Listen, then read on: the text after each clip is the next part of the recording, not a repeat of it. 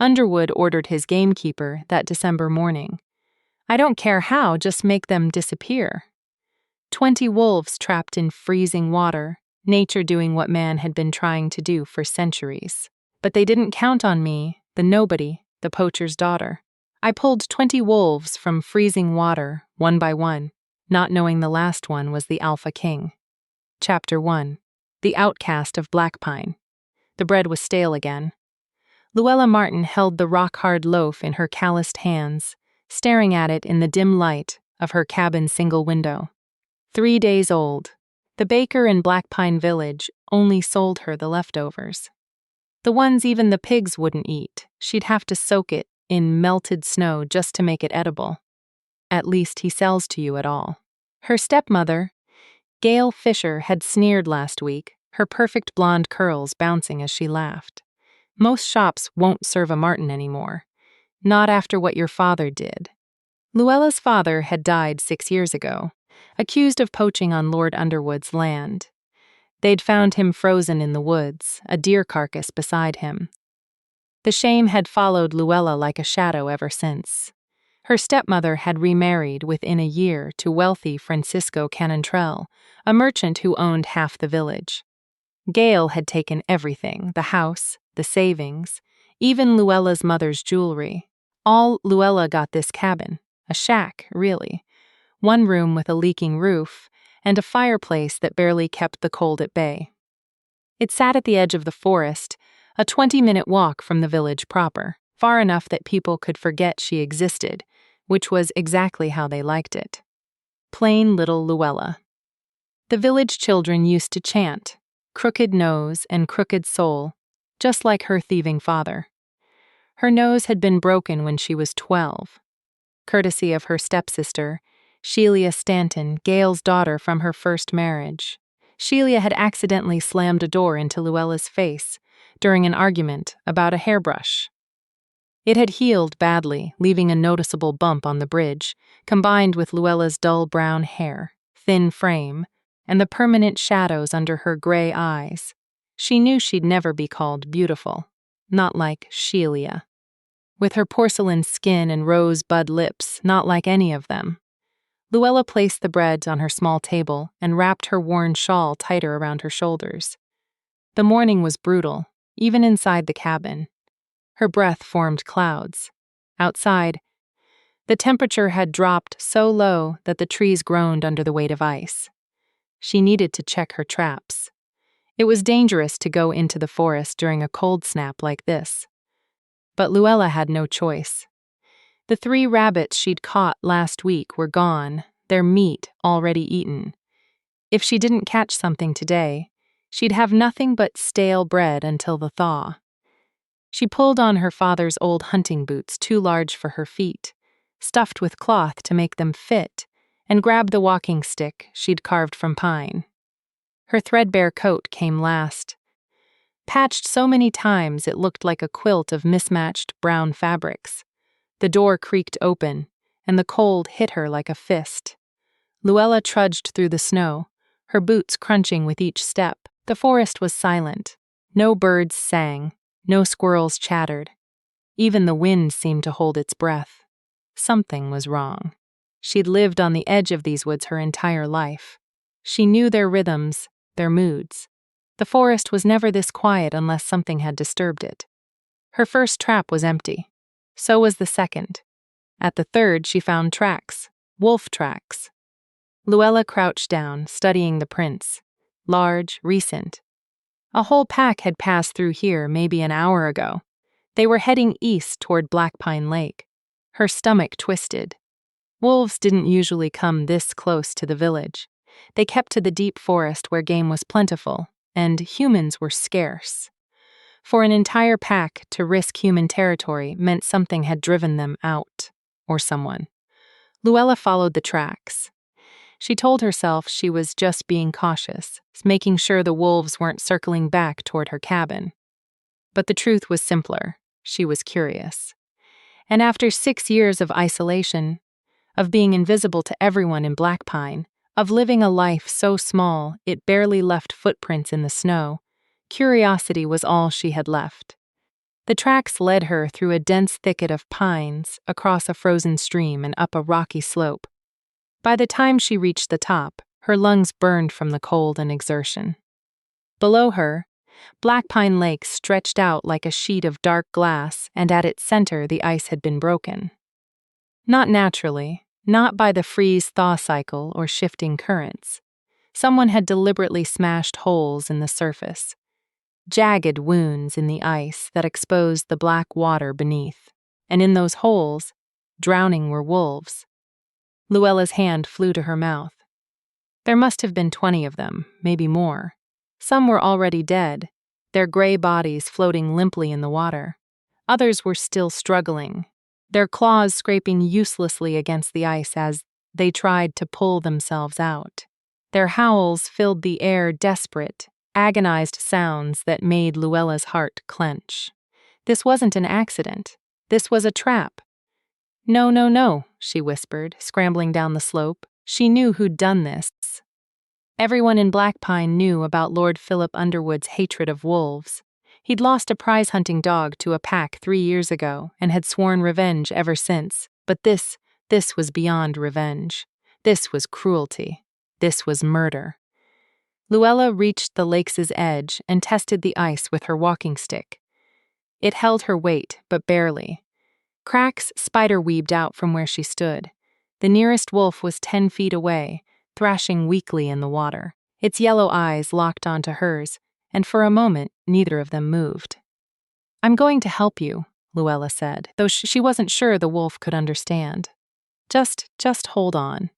She dropped to her stomach and began crawling across the ice, distributing her weight as evenly as possible.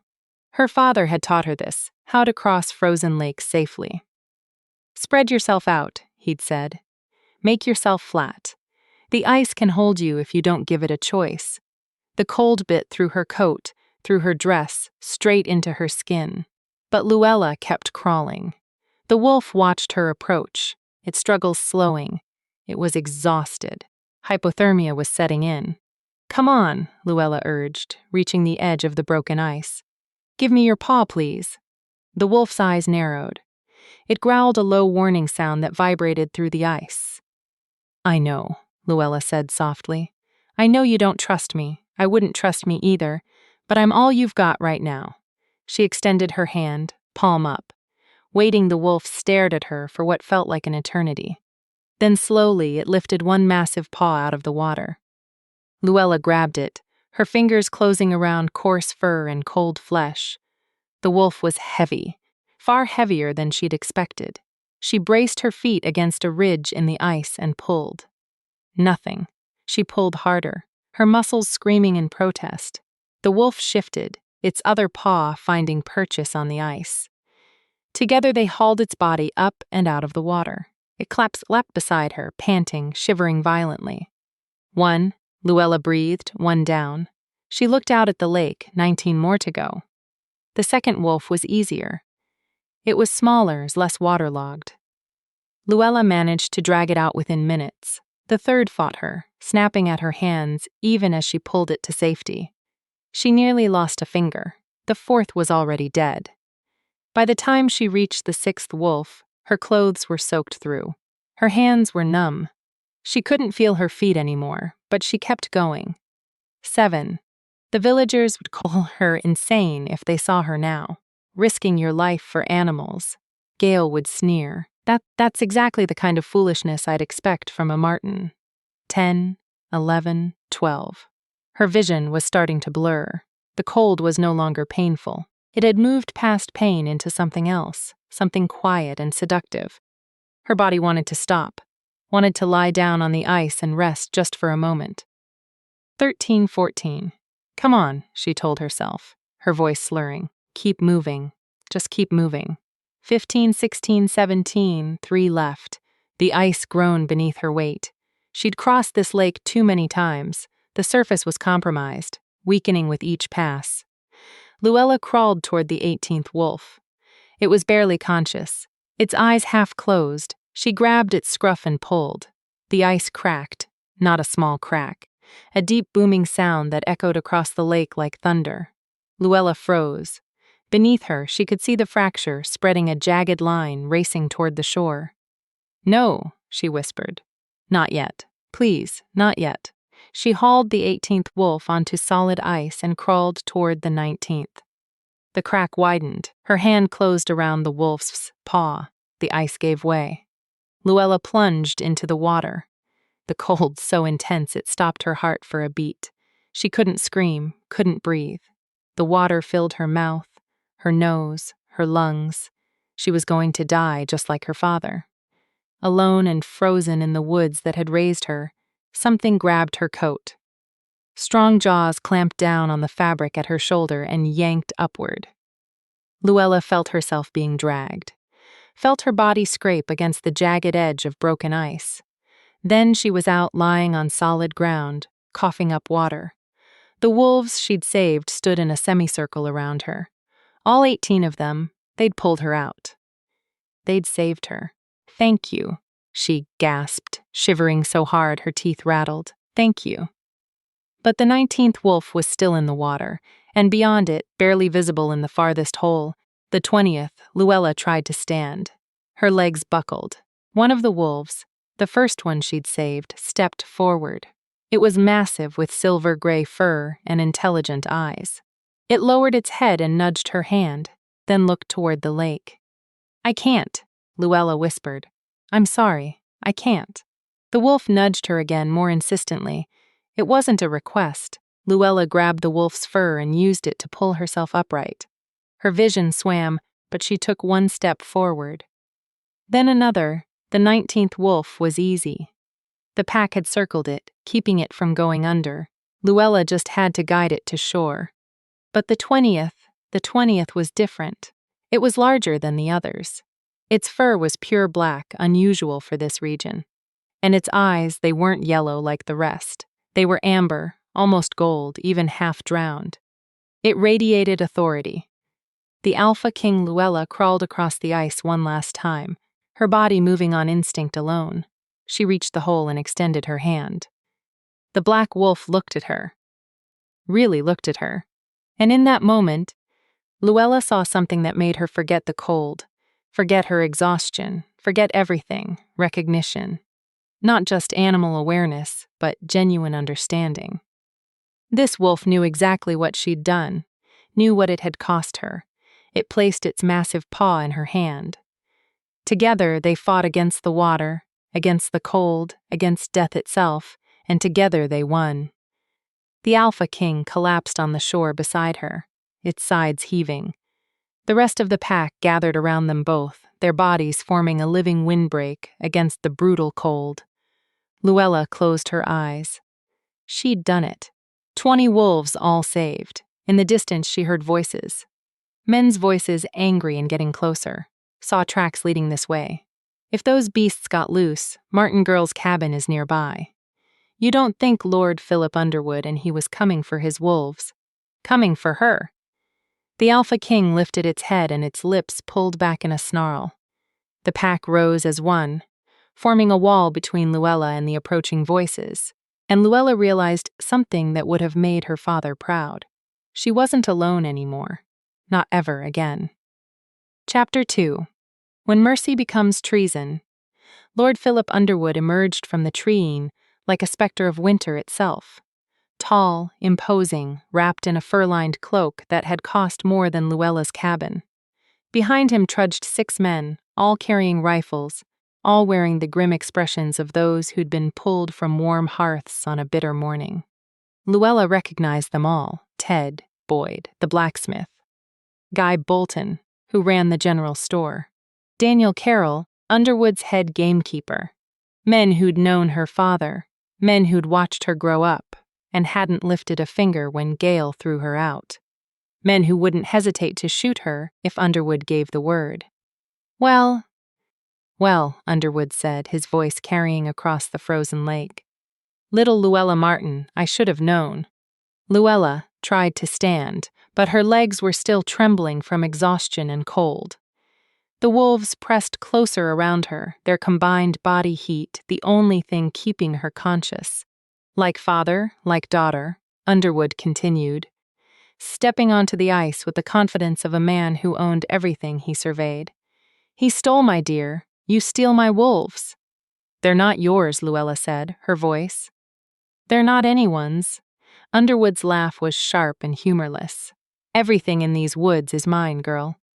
The trees, the game, the very snow you're kneeling in. Your hevel of a cabin sits on my land.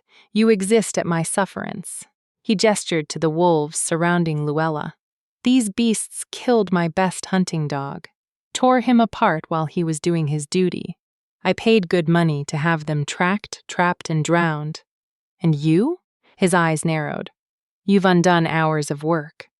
"They were drowning," Luella said, forcing herself to meet his gaze despite the fear clawing at her chest. "Suffering." "I couldn't just yes, that was rather the point." Underwood pulled off his leather gloves, one finger at a time. "Wolves are vermin, Miss Martin. Dangerous, worthless vermin. The world is better off without them." The Alpha King snarled, a sound so deep and menacing that two of Underwood's men took an involuntary step backward. "Shoot them," Underwood ordered calmly. "All of them. The girl can watch what her mercy has earned." 6 rifles rose in unison. "No." Luella threw herself in front of the nearest wolf. "Please, they haven't done anything. Move aside, Miss Martin." Underwood's voice was cold now, all pretense of civility gone. "Unless you'd like to share their fate." Luella's mind raced. She was outnumbered, outgunned, and so cold she could barely feel her own body. The wolves were exhausted from their ordeal. If shooting started, it would be a massacre. But then she remembered something her father had taught her. Something she'd nearly forgotten in the 6 years since his death. "The law," she said, her voice stronger now. "You can't just execute animals on public land without proper documentation." Underwood's eyebrow arched. "Public land. Black Pine Lake belongs to the Crown, not to your estate. The border is marked. It's 50 yards behind where you're standing." Luella pointed to a line of stones barely visible through the snow. "Your gamekeeper would know that, ask him." All eyes turned to Daniel. "Carol." The gamekeeper shifted uncomfortably, his rifle lowering slightly. She's right, my lord. The lake is Crown property, has been since the old king's time." Underwood's jaw tightened. "A technicality, a law," Luella corrected. "You'd need permission from the magistrate to conduct a call on Crown land. Written permission with witnesses and documentation." She'd learned this from her father's trial, from listening to the lawyers debate property rights and hunting regulations, while her family fell apart. "And by the time you ride to town and back," she continued, "these wolves will be long gone into the deep forest where even you can't follow." For a long moment, Underwood simply stared at her. The lake was silent except for the wind and the soft panting of the wolves. Then Underwood smiled. It was not a pleasant smile. "Clever girl," he said softly. "Your father was clever too. It didn't save him." The threat hung in the air like frost. "I'll get my permission," Underwood continued. "And when I do, I'll come back for the wolves," his eyes locked onto Luella's, "and for anyone harboring them." He turned on his heel and strode back toward the treeing. His men followed, though several cast backward glances at Luella and her unlikely guardians. When they were finally out of sight, Luella's legs gave out completely. She collapsed into the snow, her body shaking so violently she thought her bones might crack. The wolves surrounded her immediately, lying down in a tight circle with Luella at the center. Their combined warmth was shocking, like being wrapped in living blankets. The Alpha King positioned itself directly beside her, its massive body pressed against her back. "Thank you," Luella whispered, though she wasn't sure if she was thanking them for their warmth or for not running when they had the chance. The Alpha King's amber eyes studied her with that same unsettling intelligence she'd seen before. Then it did something that made Luella's breath catch. It bowed its head and touched its nose to her forehead. The gesture was so gentle, so deliberate, that tears sprang to Luella's eyes. No one had shown her tenderness in 6 years. No one had touched her with anything but contempt or violence. "You're welcome," she said, understanding somehow that the gesture was gratitude, recognition of the debt between them. But gratitude wouldn't be enough when Underwood returned with his permission and his rifles. Luella forced herself to think. She needed to get home, needed to get warm before hypothermia claimed her. The wolves needed shelter too. Somewhere away from Underwood's land. Somewhere they could hide until what? They couldn't hide forever. Underwood owned half the county. He had money, influence, and the law on his side. Once he got his paperwork, he'd hunt these wolves to extinction. And Luella, for interfering, for embarrassing him in front of his men, he'd make sure she paid dearly. Unless an idea sparked in Luella's frozen mind, desperate, possibly insane, but it was all she had. "Can you understand me?" she asked the Alpha King, the great wolf's ears pricked forward. "I'm going to take that as a yes." Luella pushed herself into a sitting position, every muscle screaming in protest. "I can't protect you. I'm nobody. Just a dead poacher's daughter living in a shack at the edge of the forest. But I know someone who might help. Someone who has more power than Underwood. At least on paper." The wolves watched her with unblinking attention. "Prince Morgan." Luella said, "The king's youngest son. He's eccentric. Everyone knows he cares more about animals than people. There are stories about him rescuing wounded hawks, nursing horses back to health. 2 years ago, he passed a law protecting lynx from hunting." She looked at the Alpha King. "If I could get to him, if I could tell him what Underwood did, he might intervene, might declare the pack under royal protection." It was a long shot. More than that, it was nearly impossible. Prince Morgan lived in the capital 3 days' ride away. Luella had no horse, no money for passage, and no reason to believe a prince would grant audience to a commoner, especially a commoner with her family's reputation. But the alternative was watching these wolves die. The Alpha King stood and shook the snow from its fur. It looked toward the forest, then back at Luella. Then it did something extraordinary. It walked over to where her walking stick had fallen, picked it up gently in its jaws, and brought it to her. The other wolves rose as one, forming 2 lines like an honor guard. They were waiting for her to lead them. "Oh," Luella breathed. "Oh, you're serious." The Alpha King's expression, if a wolf could have an expression, seemed to say, "You saved us. Now we follow you." Luella took the walking stick with numb fingers and used it to lever herself upright. Her soaked clothes were already freezing, turning stiff as boards. She'd have maybe an hour before hypothermia became life-threatening. "My cabin first," she decided. "I need dry clothes. Then we figure out how to get to the capital without being shot." The journey back should have taken 20 minutes. With Luella's frozen limbs and exhausted body, it took nearly an hour. The wolves flanked her the entire way, their presence keeping other predators at bay, and their bodies breaking the worst of the wind. When her cabin finally came into view, Luella wanted to weep with relief. But her relief died the moment she saw the smoke, not from her chimney. She'd let the fire die that morning to conserve wood from the village. Black smoke billowing up in thick columns, visible even from this distance. And beneath the smoke, she could hear bells, the alarm bells that only rang during emergencies. "Fire! Attack! Disaster!" "No!" Luella whispered. Breaking into a stumbling run, the wolves raced ahead of her, faster and more sure-footed on the snow. By the time Luella reached the cabin's door, her lungs were burning and her vision was spotting. She burst inside, stripped off her frozen clothes with shaking hands, and pulled on everything dry she owned.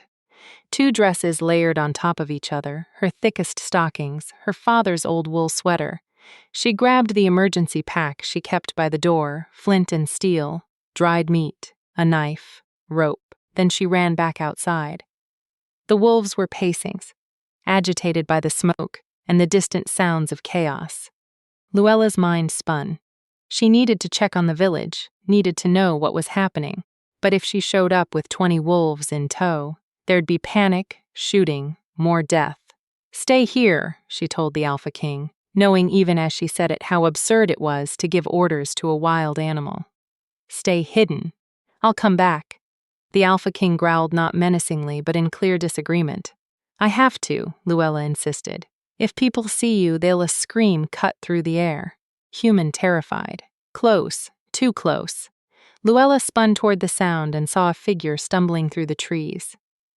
A woman, her fine dress torn and muddied, her face streaked with ash and tears. Shelia Stanton, her stepsister, and behind her, emerging from the forest like demons from a nightmare. Raiders, 3 of them, rough men in mismatched armor, carrying torches and blades, hunting her stepsister like prey. Luella's hand went to the knife at her belt. The wolves' hackles rose as one. And in that moment, Luella understood with perfect clarity. Everything was about to change. Chapter 3. The Cost of Standing Up. Shelia didn't see Luella at first. Her eyes were wild with terror fixed on the men behind her. She was running blind, crashing through snow-laden branches. Her expensive silk dress, the one Gale had commissioned from the capital last month, hanging in tatters around her legs. One of the raiders laughed, a cruel sound that echoed through the trees. "Come on, pretty bird. We just want to talk." Talk, and maybe a little more. Another added, his scarred face splitting into a grin. They were playing with her. They could have caught Shelia already if they'd wanted to. Instead, they were letting her run, letting her exhaust herself, savoring her fear like fine wine. Luella's grip tightened on her knife. The blade was small, meant for skinning rabbits and cutting rope. Against 3 armed raiders, it was less than useless, but she had something else. "Here," Luella called out, stepping into Shelia's path. Her stepsister's head snapped up. For a moment, recognition flickered across her face, followed immediately by something that might have been relief or might have been disgust. With Shelia, it was always hard to tell. Shelia gasped, stumbling to a halt. "They're the village, everyone." "I know. Get behind me. Are you insane?" Shelia's eyes darted. Between Luella and the approaching raiders. "You can't. You don't even have a behind me now." Something in Luella's voice made Shelia obey. She stumbled behind Luella's thin frame, her breathing ragged and panicked. The 3 raiders emerged from the trees, spreading out in a semicircle. They were seasoned fighters. Luella could tell from the way they moved. The casual confidence of men who'd done violence so often it had become routine. The one in the center, the leader, had a fresh burned scar running down his left cheek. His torch cast dancing shadows across his face. Well, 2 birds for the price of 1. "You're on private property," Luella said, proud that her voice didn't shake. "Leave now, and I won't report this to Lord Underwood." The raiders laughed. Lord Underwood.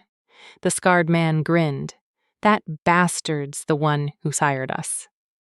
"Sweetheart told us the village had been getting too comfortable, not paying their protection fees on time. Said we could have anything we could carry, long as we burned the tax collector's office and his records." Luella's blood went cold. "You're lying." "Am I?" The raider gestured back toward the smoke. "Why do you think his manor's untouched? Why do you think his men aren't fighting back?"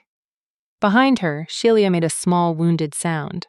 Her mother's new husband, Francisco Cantrell, was the tax collector. "My stepfather," Shelia's voice broke. "Is he dead by now?" "Probably," the raider said cheerfully. "Don't worry, pretty thing, you won't be lonely for long." They advanced. Luella raised her knife. "Don't or what? You'll gut us with that little pig sticker." The scarred man laughed. "Tell you what, girl, you give us the blonde. We'll let you run." Otherwise, the Alpha King stepped out of the shadows. Then another wolf and another.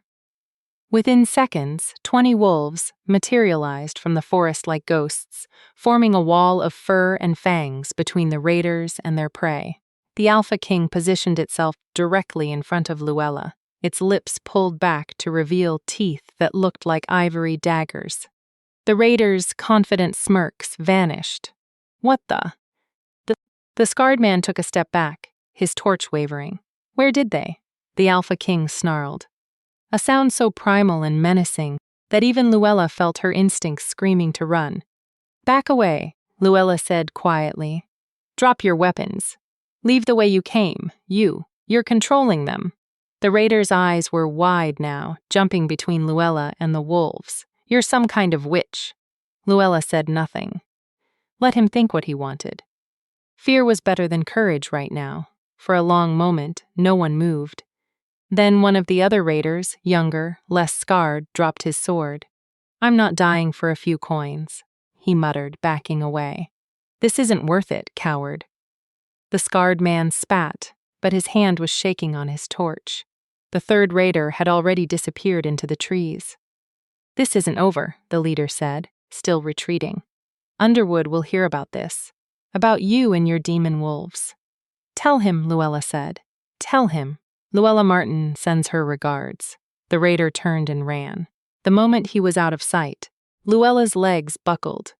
She caught herself on her walking stick, breathing hard. Behind her, Sheila was sobbing. He's dead. My stepfather's dead. They burned everything. We don't know that, Luella said, though the smoke in the distance suggested otherwise. We need to get to the village, check for survivors with them. Sheila pointed at the wolves, her face pale. Lou, what have you done? What are these things? They're wolves. I saved them. They saved me. Luella turned to face her stepsister. And just now they saved you. Sheila's mouth opened and closed. For once in her life, she seemed at a loss for words. Can you walk? Luella asked. Yes, I think so. Then let's go. The journey to Black Pine Village was like walking through a nightmare. Smoke hung thick in the air, making every breath taste of ash and burning wood. They passed bodies in the snow villagers who tried to flee, cut down from behind. Luella recognized Ted Boyd's youngest son among them. He'd been 14. Sheila vomited twice. Luella kept moving. The wolves flanked them like silent guardians. Several peeled off as they walked, disappearing into the smoke, only to return minutes later with survivors' terrified villagers, who the wolves herded toward Luella with surprising gentleness. By the time they reached the village square, they had gathered 17 people, men, women, children, all in shock, all covered in soot and blood. The village itself was devastated. Half the buildings were still burning. The tax collector's office, Francisco Canrell's office, was nothing but a skeleton of blackened timber. Mama! Sheila screamed, breaking away from the group. Mama! She ran toward the burning wreckage. Luella caught her before she could do something stupid. Let me go. Sheila thrashed in her grip. She might be in there. She might look. Luella pointed. Across the square near the well, a group of survivors huddled together, and at their center, wrapped in a borrowed cloak, was Gail Fisher. Sheila's mother was alive. Sheila broke free and ran. Mother and daughter collided in a desperate embrace, both crying, both talking over each other. Luella watched from a distance, feeling nothing, no relief, no joy, just the familiar emptiness that came from being outside looking in. One of the villagers, a woman son Luella vaguely recognized from the bakery, approached her cautiously. You brought the wolves. It wasn't a question, it was an accusation. I did, Luella said. They're dangerous, wild, they'll turn on us. They saved you. Luella pointed out several of you. They could have run when the raiders came. Instead, they helped. The woman's jaw tightened. Wolves are wolves. They can't be trusted. Neither can Lord Underwood, apparently. Luella kept her voice level. Those raiders admitted he hired them.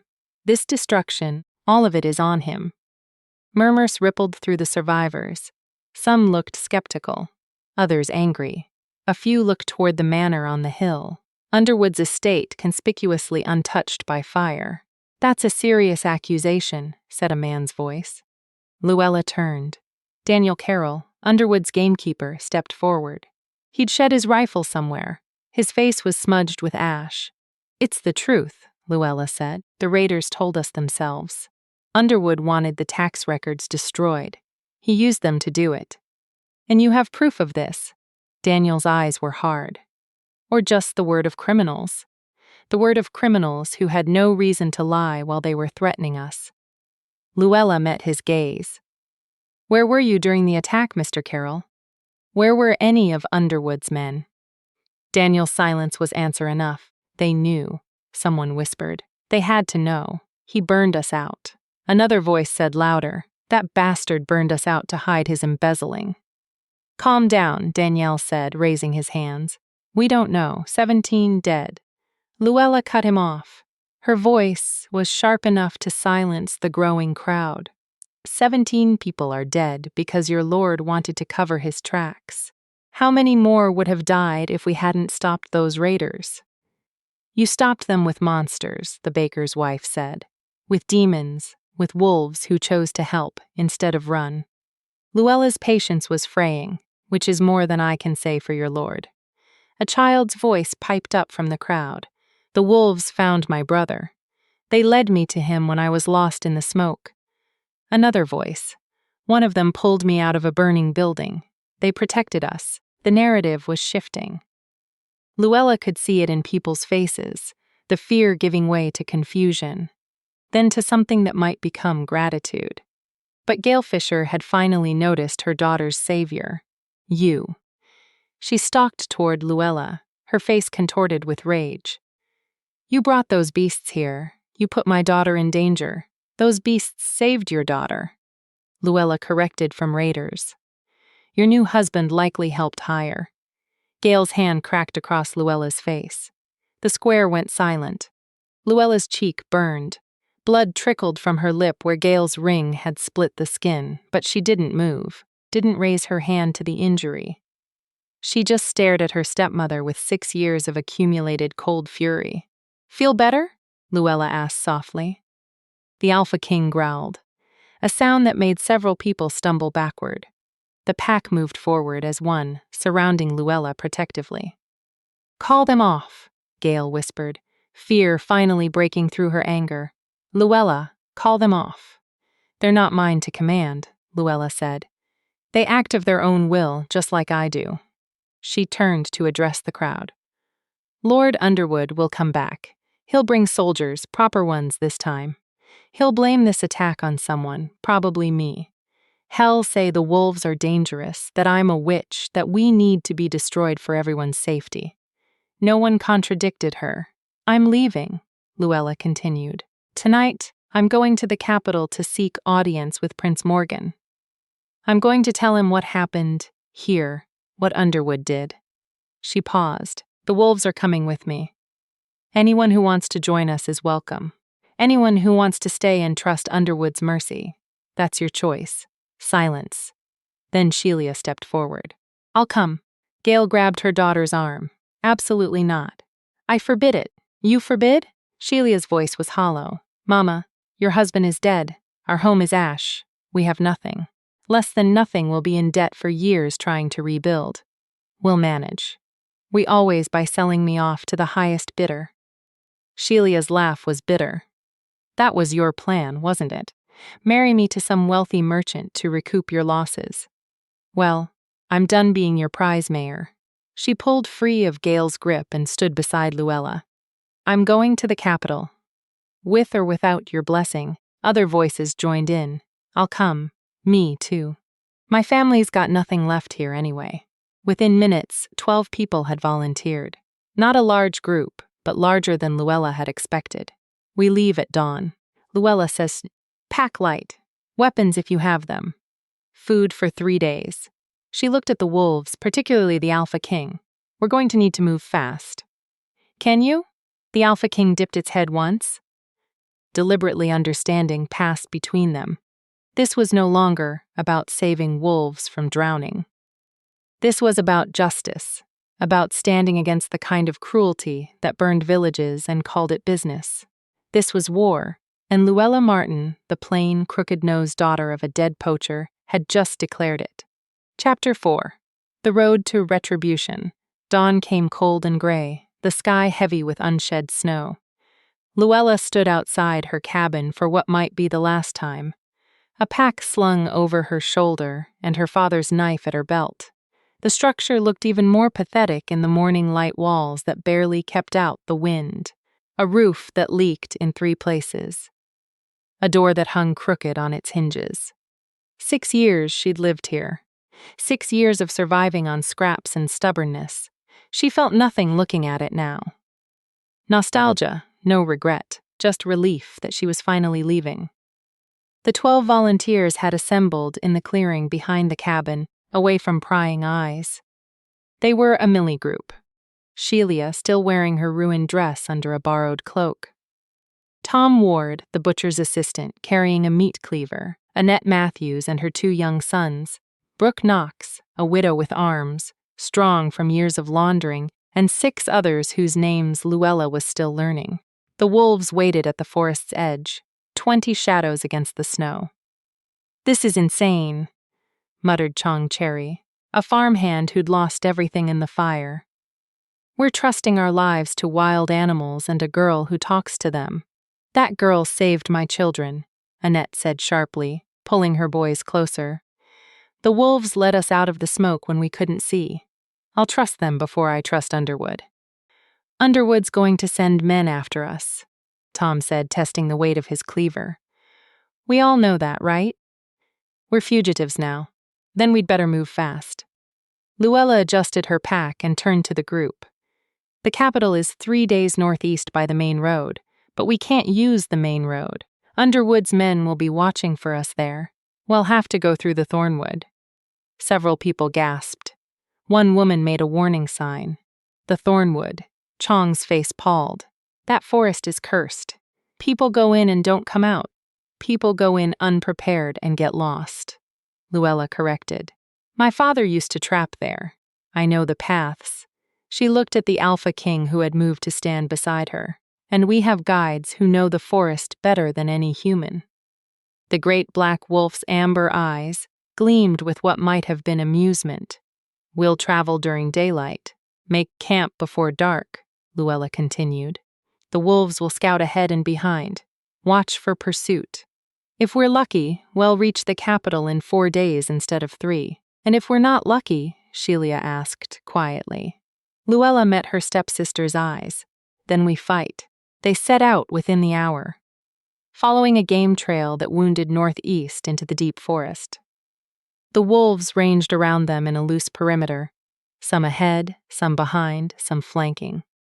The Alpha King remained at Luella's side, matching her pace perfectly. The first few hours passed in tense silence. Everyone jumped at shadows, flinched at snapping branches. But gradually, as the forest enveloped them, and no pursuit materialized, people began to relax. Annette's younger son, who couldn't have been more than 7, tugged on Luella's sleeve. "Miss, can I pet one?" "I don't think." Luella started, but the Alpha King had already turned its massive head toward the boy. The child froze, his eyes going wide. The Alpha King lowered its head and gently bumped the boy's hand with its nose. A smile broke across the child's face, the first smile Luella had seen since the attack. Small fingers buried themselves in thick black fur. "He's soft," the boy whispered in wonder. "Mama, he's so soft." Other children in the group crept closer. Soon 3 wolves were surrounded by young ones, their fears forgotten in the simple joy of touching something wild and beautiful. "Careful," their parents warned. But even they were smiling now. "They really are protecting us," Brooke murmured, watching a gray wolf herd a wandering child back toward the group. "I've never seen anything like it." "Neither have I," Luella admitted, "but I'm grateful for it." They stopped for a brief lunch around midday. Dried meat and hard bread eaten standing up. No fires to give away their position. One of the scouts, a young wolf with distinctive white markings, returned from the south and made a series of low sounds to the Alpha King. The Alpha King's ears went flat against its skull. "What is it?" Luella asked, though she already knew the answer. The Alpha King looked toward the south, then back at Luella. Its meaning was clear. "They're coming. How far?" Luella pressed. The wolf poted the ground 3 times. 3 hours maybe, possibly less. "We need to move," Luella announced to the group. "Underwood's men are behind us. The brief moment of peace shattered. Parents grabbed children. Tom gripped his cleaver. Shelia's face went white. "How many?" Chong asked. "I don't know, but we can't outrun horses carrying soldiers." Luella's mind raced. "We need to slow them down." "How?" Tom demanded. "We've got a meat cleaver, a few knives, and some wolves. They'll have guns and armor." Luella looked at the forest around them. They were entering the thornwood now. The trees grew thicker here, their branches twisted and gnarled. The undergrowth was dense with thorny bushes that gave the forest its name. "The forest itself," she said slowly. "We use the forest." An hour later, when Underwood's hunting party reached the game trail, they found it blocked. Trees had fallen across the path, not naturally, but deliberately felled to create a barrier. Behind the trees, the thorny undergrowth had been woven together into an impenetrable wall of brambles. What in the Lord Philip Underwood reined in his horse, staring at the obstruction. Behind him, 8 mounted men, and twice that many on foot, came to a halt. Daniel Carroll dismounted and examined the trees. "Cut recently, my lord, within the last hour. And these brambles, they've been moved shaped." "This isn't natural." "Obviously. It's not natural, you idiot," Underwood snapped. "The Martin girl did this. She's trying to slow us down." "With respect, my lord. One girl couldn't move these trees, not even with help from those refugees." Danielle ran his hand along a massive trunk. "This oak must weigh a ton. It would take a dozen men with ropes and pulleys, too." A howl cut through the air, long, mournful, and close. The horses whinnied nervously. Several men reached for their rifles. "The wolves," someone whispered. "She's got the wolves working for her." "Wolves don't fell trees," Underwood said. But his voice lacked conviction. "Wolves don't build barricades." Another howl answered the first, then another. They came from all directions, north, south, east, west, surrounding the hunting party. "How many are there?" one soldier asked, his rifle tracking shadows between the trees. "My lord, perhaps we should," Daniel began. "We push forward," Underwood cut him off. "Clear this obstruction. We're not being deterred by some frightened animals and a girl with delusions of grandeur." It took them 2 hours to clear the barricade. By the time they did, the sun was sinking toward the horizon, and they'd lost their quarry's trail. "They could have gone anywhere," Daniel said, studying the forest floor. "The wolves' tracks are everywhere, covering the human prints." Underwood's face was rigid with fury. "Then we split up. Cover more ground." "My lord, that's an order, Carroll." They split into 4 groups, each headed in a different direction, swallowed by the darkening thornwood. None of them saw the wolves watching from the shadows. None of them noticed when their tracks began to circle back on themselves. And when darkness fell completely, when the forest became a maze of identical trees and thorny passages, they realized they were lost, all of them miles away. Luella's group made camp in a natural hollow surrounded by ancient oaks. They'd covered twice the distance they'd planned, thanks to the wolves finding a faster route through the thornwood's labyrinth. "We actually escaped," Shelia said, staring at the small fire Tom had coaxed to life. "I didn't think we would." "We're not safe yet," Luella cautioned. "Underwood will find his way out eventually. We need to keep moving at first light." "How did you know?" Brooke asked. "How to build those barricades. I mean, how to trap them." Luella poked at the fire with a stick. "My father taught me." He said, "The forest provides everything you need. Shelter, food, defense, if you know how to ask." "He sounds like he was a good man," Annette said softly. "He was." Luella's throat tightened. "They said he was a poacher, a thief, but he only ever took what we needed to survive." "Never more than that. And Underwood killed him for it," Tom said, his voice hard. "Just like he killed my employer. Just like he burned the village." The group fell silent, each lost in their own thoughts about what they'd lost. The Alpha King moved closer to Luella, its warmth pressing against her side. She buried her fingers in its fur, drawing comfort from its solid presence. "Can I ask you something?" Shelia said hesitantly about them. The wolves, Luella nodded. Why? Why are they helping us?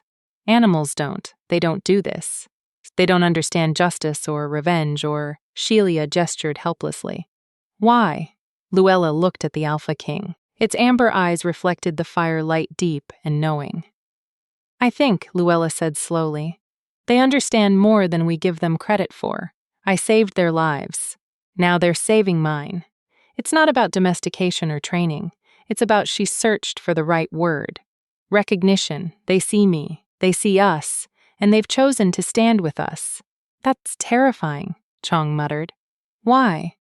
Luella asked. Because it means animals have agency, free will, the ability to choose their own path. Because it means they could choose differently. Chong said, today they protect us tomorrow. Tomorrow they'll still protect us. Luella cut him off because we're not Underwood. We're not cruel. We don't hunt them for sport or drown them for revenge. We treat them with respect.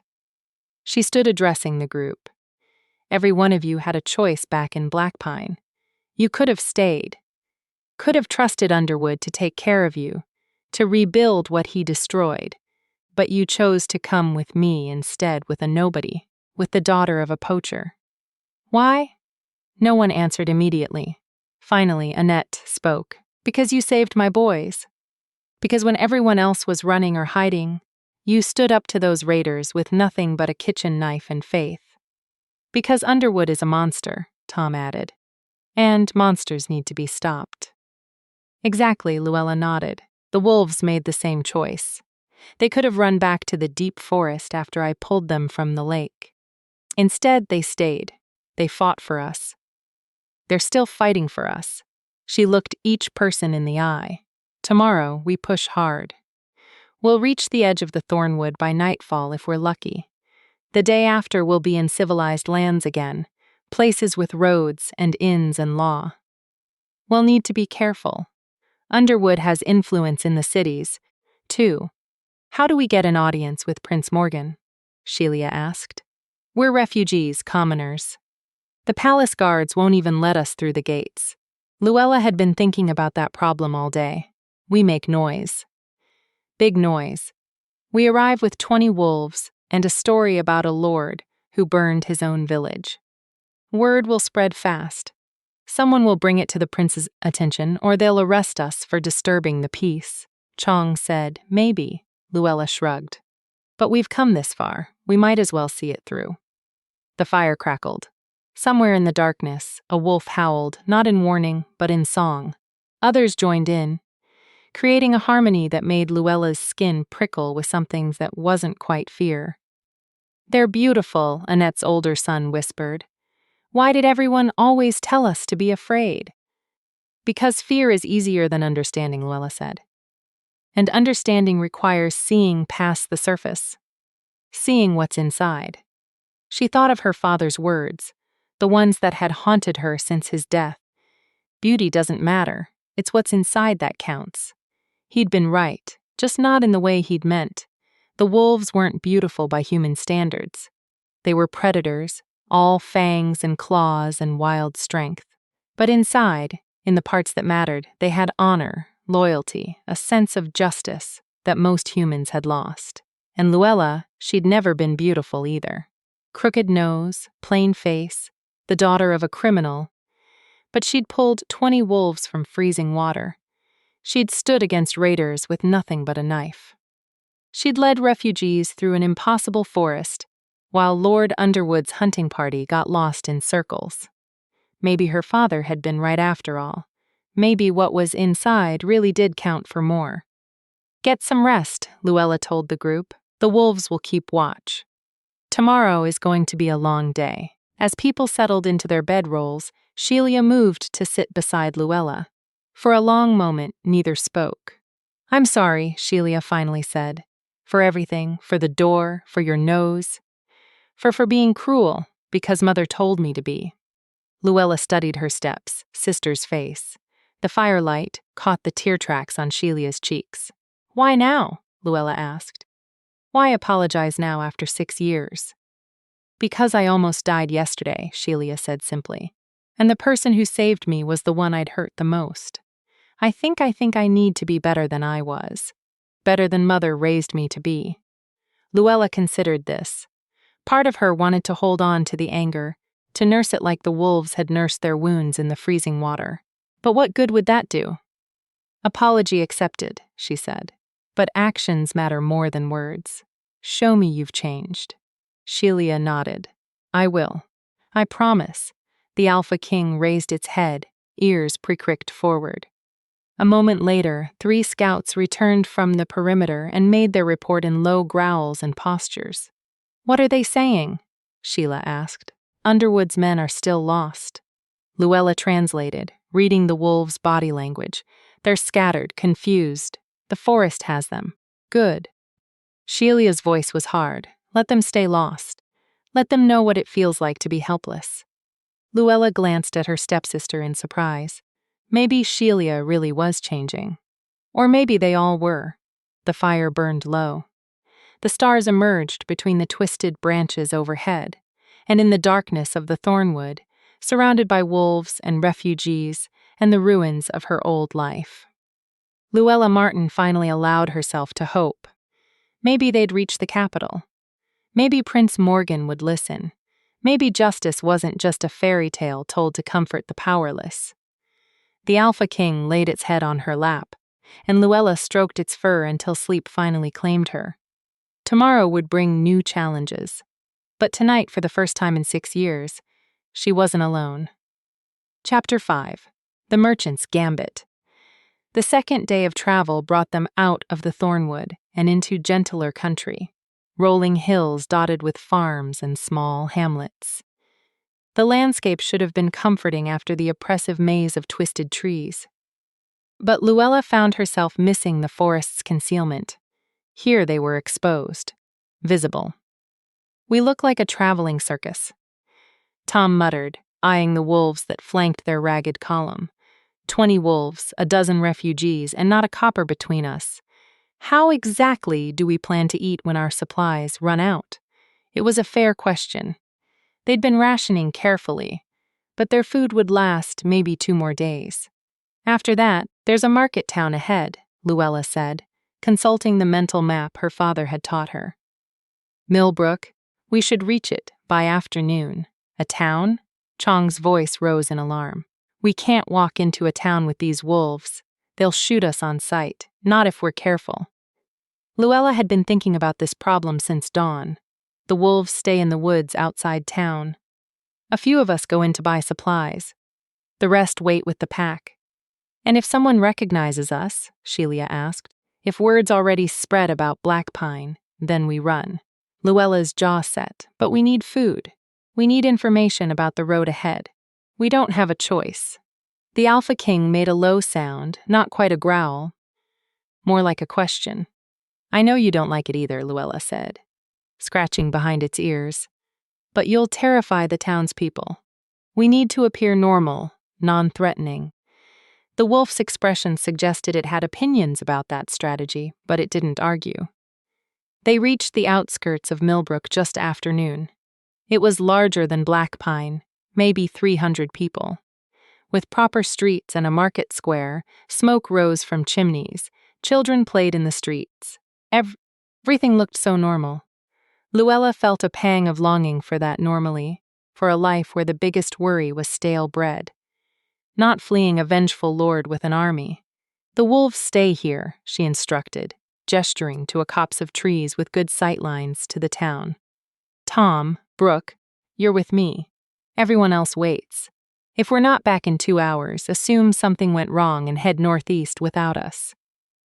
Sheila started.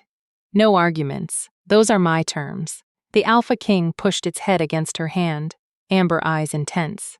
Luella met its gaze and saw the concern there. I'll be careful, she promised. I didn't survive Underwood's raiders just to get caught buying turnips. The walk into Millbrook was surreal. After 2 days in the forest with wolves, the sounds of human civilization felt alien cartwheels on cobblestones, merchants hawking wares, gossip exchanged at well pumps. Act natural, Luella whispered to her companions. We're just travelers. Nothing suspicious, Tom snorted. Right. 3 people in ash-stained clothes with no wagon, no horses, and no visible means of support. Perfectly natural, but no one stopped them as they entered the market square. Millbrook was a trading hub. Strangers were common enough not to draw immediate suspicion. Luella headed for a vegetable stall, mentally calculating what they could afford with the few coins she'd grabbed from her cabin. Bread, dried beans, maybe some salted meat, if terrible business about black pine. Luella froze. The speaker was an older woman at the next stall talking to the vegetable merchant. Burned to the ground, they say, the woman continued. Raiders killed dozens. Lord Underwood's offered a reward, the merchant replied, arranging his turnips. 5 gold pieces for information leading to the capture of the perpetrators. Luella's blood went cold. Perpetrators? The woman asked. I heard it was raiders. Oh, it was. But apparently some locals helped them. A girl named Martin, daughter of that poacher from years back. She led the raiders to the tax collector's office, showed them where the records were kept. Luella's hands clenched into fists. The lie was so bold, so complete, it took her breath away. That's horrible, the woman said. Why would she do such a thing? Revenge, most like. Her father was hanged for theft. Girl probably held a grudge. The merchant shook his head. Lord Underwood says she's dangerous. Unhinged. She's got a pack of wolves under some kind of spell. Dark magic, they're saying. Wolves. The woman made a warning sign. Saints preserve us. Tom grabbed Luella's elbow. We need to leave, he hissed now. But Luella was staring at a poster nailed to the market bulletin board. Even from a distance, she could see the crude sketch. A thin girl with a crooked nose surrounded by snarling wolves. Wanted Loa Martin crimes. Murder, arson, witchcraft, conspiracy reward. 5 gold pieces alive, 10 gold pieces. Dead. Dead is worth more, Brooke whispered. Horror in her voice. He wants you dead. Luella's mind raced. If word had reached Millbrook already, it would have reached every town between here and the capital.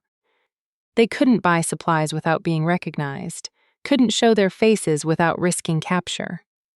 Change of plans, she muttered, turning away from the stall. We're leaving without supplies, Tom asked. We'll have to forage, hunt, whatever it takes. Luella kept her head down, her hand drifting to the knife at her belt.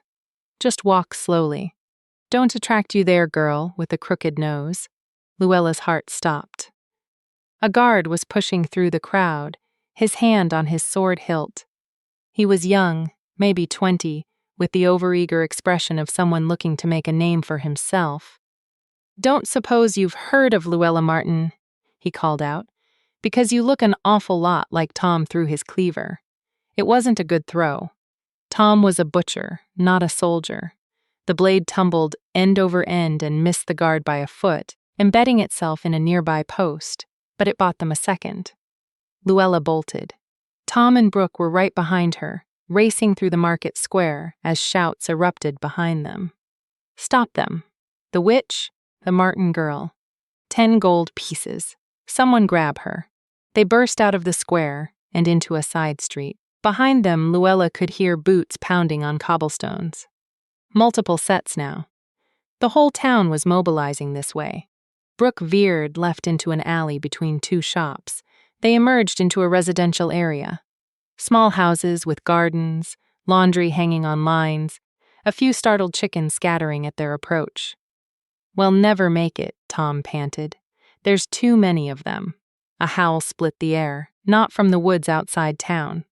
From inside the town itself, the Alpha King burst around a corner, at full sprint, 3 other wolves flanking it. They'd ignored Luella's orders and followed them in. Oh no, Luella breathed. No, no, no. But the wolves weren't attacking. They were hurting. The Alpha King took point, leading them down a narrow passage between houses. The other wolves covered their retreat, snarling at anyone who tried to follow. They ran through gardens, over fences, across a small bridge. The wolves guided them with precision, choosing paths that humans would struggle to follow, routes that kept them away from main streets and gathering crowds. When they finally burst out of Millbrook's northern edge, the entire pack was waiting. "So much for staying hidden," Shelia said dryly as Luella stumbled to a halt. "But I'm glad you're alive. We need to move." Luella gasped, her lungs burning. "They'll send riders. We have maybe an hour before what?" A new voice cut through her panic. "Before you get yourselves killed through sheer incompetence," a man stepped out from behind a merchant's wagon. He was middle-aged, well-dressed in a way that suggested wealth without ostentation. His eyes were sharp, calculating, and he was smiling. "Please don't panic," he said, raising his hands. "I'm not here to turn you in. Quite the opposite, actually." Tom grabbed a fallen branch, holding it like a club. "Who are you?" "My name is Muhammad Olson. I'm a merchant. Silks, spices, occasionally information." Muhammad's smile widened. "And I have a proposition for you, Miss Martin." "How do you know my name?" Luella demanded. "The same way half the kingdom knows it by now. Lord Underwood's very thorough propaganda campaign." Muhammad gestured to his wagon. "He's painted you as a murderous witch, a traitor, the architect of Blackpine's destruction." "I didn't. I know you didn't." Muhammad's expression turned serious. "I was in Blackpine the week before the attack. I saw how Underwood operated, saw how he squeezed the people for every copper while his manor grew larger. When I heard about the fire, I knew exactly who was responsible."